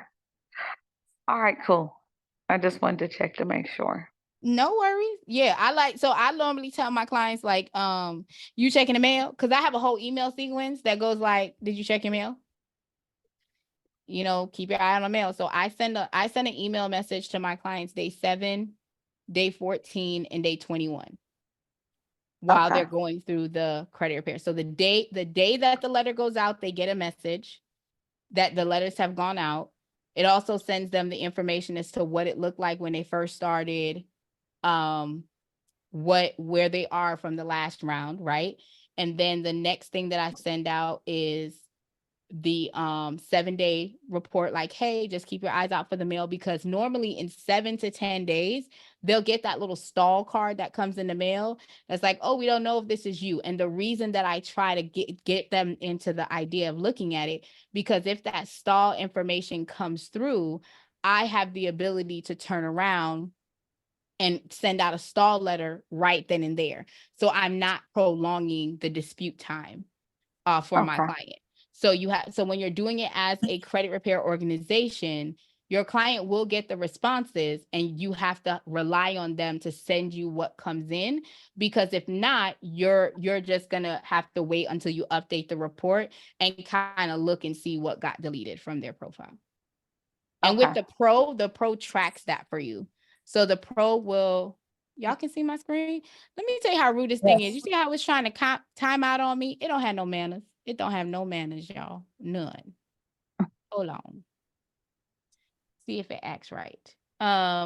So the system will show you like 100% deleted across the board. When you have the pro, there is an update button where the system tells you, the system will tell you whether or not the item has been deleted, and it will track all of that for you. I guess my internet said no, chat. I'm sorry, y'all. My internet says y'all can't see that. My bad. Hey, Terrell, friend, you came in all quiet and whatnot, and he got his camera on. Look at my friend Terrell. Oh, and he turned off his camera. You see how he acting, y'all? Don't worry about it. Don't worry. I'm going to change my wig next week, Terrell, and I'm going to do the same thing. I'm going to turn off the camera on you, Terrell. Turn it back off. How you doing? You got any questions? No. I was just being a fly on the wall today. Oh, okay. Well, I appreciate that. Do y'all have any more questions, concerns, comments? I dropped my booking link, dropped my mentorship link. Y'all got my one-on-one link. What y'all need? Y'all need anything in these streets? In these credit streets? One more question. You know, I'm new to this chat. I love it. I'm gonna be here every time we have one. No problem. How long does it take to get where you need to be? With it being signed up with Panda, how long will it take me to reach my goals? Even if I'm tapping in with you one-on-one and I'm staying on top of my letters. It depends on what you're doing. Credit repair, I'm going to tell you this that most people did not tell me. Credit repair is a dance. There's one dance that you're doing for the creditors, meaning the people that you have active and open accounts with. There's a whole nother dance that you're doing with the credit bureau. And then there's a whole nother dance you're doing to remove things off the credit profile. So depending on what your expectations are, meaning what is your goal? Is your goal, because I had someone send me a text message today that was like, I want to know what failures are and what successes are. I don't see anything that doesn't go the right way as a failure. I see it as a lesson for me to figure out, because I'm Right. solutions based, right? How can I solve this puzzle that's here? And how many options can I provide? What kind of options can I provide for my client for them to get the desired result that they want?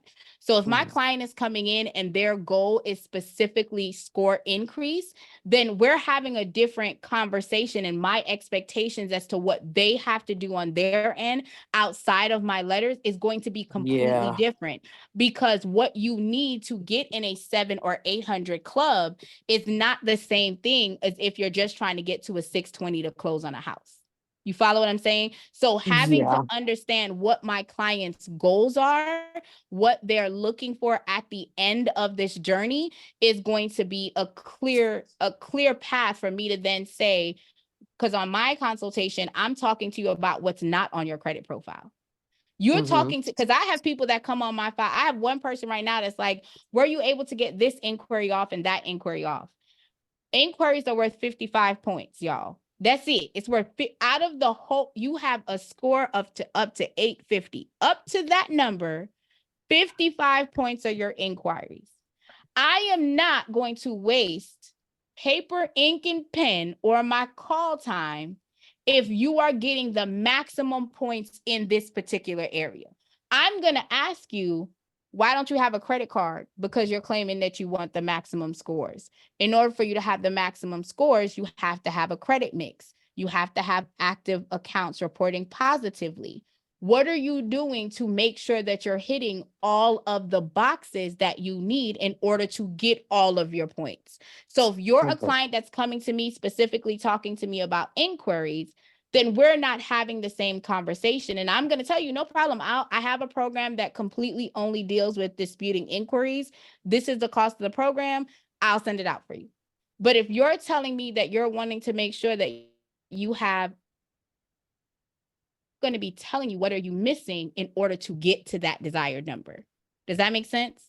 So it's Yeah, not it a does. timeline that I can tell you that it's going to be 3 months or 2 months, because it all depends on what do you have on your file, what is missing, and how do we need to bridge that gap. Yeah, that question sound like something that I will be concerned about too, because I've been working on trying to figure out how to get them inquiries off. Isn't that important though, to have some of those inquiries down when you go for funding and small business loans and things like that? Isn't that important for some It of them depends. inquiries? It depends. So in my mentorship, I give you guys I give my mentees a book. Okay. So there, and people have this out, there's a secret lenders list. So let me be clear. A lot of times people think that the reason that they get denied for credit is because of their score. And that is partly true. A lot of times people get denied for credit because of other things that are going on your credit report. One, your debt to income ratio. Two, there are some cards that will say to you, if you have more than 6 inquiries in a 6-month or a 12-month period, then we are going to go ahead and automatically deny you, because there's certain boxes that they're looking for to be checked. Now, if you do not have 6 inquiries in a 12 or 24-month period, why am I wasting my time worried about this inquiry? Yeah, That is not a that's right. priority for me, right? Mhm. What is a priority for me is checking the other boxes and making sure you're maximizing the points. Also, let's say your client had 19 inquiries, and in the process of you working with them, you get that 19 down to 10, and they're maxed out in that particular arena. Then why am I focused? I'm not saying I'm not going to dispute the inquiries, because I don't wait a dispute. If I go into the account to look at something, I'm clicking everything that my client needs. You get what I'm saying? To get it resolved. Okay. However, with that being said, I want to be clear that when you're going through and you're trying to figure out what works, a lot of people don't use the denial letters to leverage them on what they really need to be focusing on when it comes to repairing their credit. If you have a client that comes into your space, okay, guys, and they said, I've been denied 3 or 4 times, or if you've been denied for something, that denial letter tells you why you're being denied. And most of the time, it's not because you've inquired too much. It's because your balances are too high. It's because you have recent delinquent or late payments. That's where the focus needs to be when we're doing credit repair, right? What did that denial say and why was my client denied? So now I can focus on those key pieces to get my client or myself where I need it to be. So it does depend on what's going on. So to answer your point, can I not get funding because of inquiries? Absolutely. Is that always a defining factor? No, because some creditors, you have a 12-month window, you might have a 6-month window, or you might have a 24-month window. And you have to know which creditor is doing which. Sorry, I was so long-winded. I hope I answered the question. Yeah, thank you so much. It is my pleasure. It's my pleasure. Any other questions, y'all? So one more, then I'm done. No problem. So after we've worked towards getting the progress that we're looking for, is it always are we always gonna have to add trade lines and things like that just to make it look more good and to boost that score up, just because all the letters we sent out, there's nothing more we can do, the score's not going to go up, nothing's changing? Is that when we step in and start buying trade lines as well? Again, everybody's profile is different. So that would be a blanket answer. And I can't give a blanket answer to that, because for me, when it comes to my clients, I'm building you when you come in with me. So again, I'm telling you what's missing from your profile that you need to focus on in order to get to your desired end result. Now, I'm not saying that a trade line may not be beneficial, but a trade line is good as an authorized user. But what's even better is you having a primary account. So why don't you have a primary account? And I give you options to primary accounts that you can start earning payment history, right? You can start earning your utilization throughout the process. So it's not just a blanket yes, it depends on what your client's needs are and what that profile looks like. Again, what is missing? Because my goal is to get you from Swiss cheese to cheddar cheese. So you give me your money. I need the cheddar. So I need to see where the holes are and then plug those holes for you. And I can have a one-on-one and we can completely go over my report and figure my goal. Yeah. Okay. Thank you. My pleasure. My pleasure. Who called? Let me tell y'all, I did not say that my husband had been outside and he acting grown, and it's 11:12. Husband? Dang, it wasn't even my husband. It was my baby. Thank you, Kayla. He still ain't come home. He acting grown, y'all, because it's his birthday month. It's the month of David, and he's showing out. Okay, that's why I'm still able to be on here at 11 o'clock at night. Terrell. I definitely joined in super late, and I was like, shit. I was watching the game. Oh, I'm sorry for cussing. I was watching the game. That's where he's at. He's in Austin watching the game. Because I don't watch games. I'm sorry. Yeah, I bet I lost money. Don't worry. I don't want to talk about I'm sorry. See, that's why you should have called me. I'd have told you the one to play, because I don't gamble, but I can tell y'all who's gonna win. Oh my gosh. I can tell you who's gonna win. They found Luka out at 27 points. He didn't get a 30. Oh, I'm sorry, y'all. Do y'all got any other questions, concerns, or comments for me?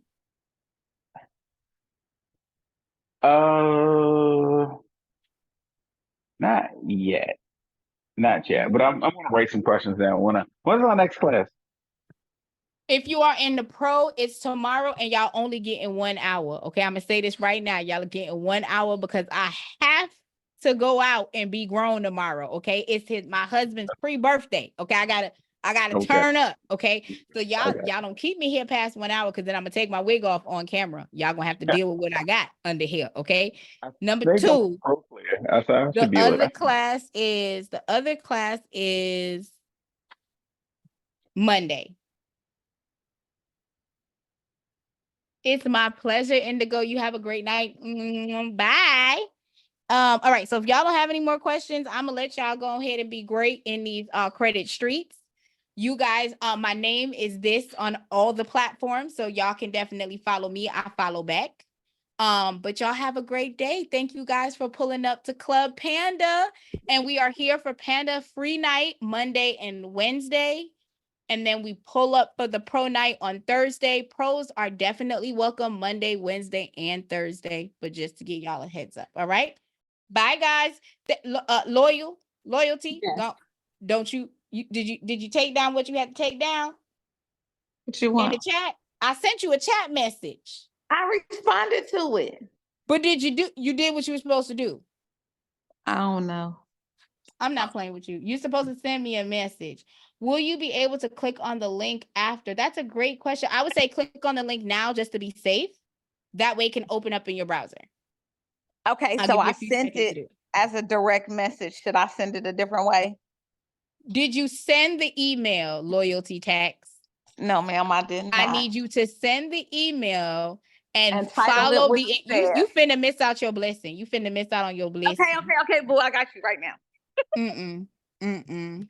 I responded in direct message. I didn't send the email. I'm raggedy. I'm sorry. I was trying to pay attention. And it's gonna go on YouTube. Oh, I'm go raggedy. on YouTube. Oh, girl, I'm raggedy. All Okay, right. Let me see. Yeah. So iPhone. What's your name? iPhone. I'm so sorry. I'm not just calling you iPhone all day. Your mama named you something. Who in here cooking? It's Janae. Janae. Oh, I thought that's what it said, friend. Okay, Janae. Yes. If you click on the link in the tab, you can book the appointment. And well, the window will come up and it should always be there unless your stuff is on incognito. Then it might not. I'm actually just texting all of your links to my phone number right now. Love it. All right. Well, if y'all need anything, let me know. I want to thank you guys for spending your time. Trina, you still here, Trina? You went to sleep on me, Trina Bina? No, I'm still here. See, you my ride or die, Trina. You my ride. You the real MVP, Tree.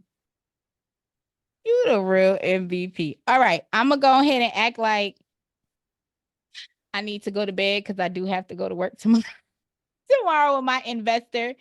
If y'all need anything, let me know. Again, y'all can follow me on all social media platforms. I am available, Raquel May David or Coach Raquel TV on Instagram.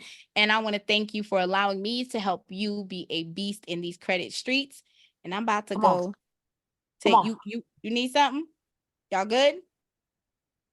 Good. Thank you so much. It's my pleasure. See y'all later. Bye, y'all. Have a good one.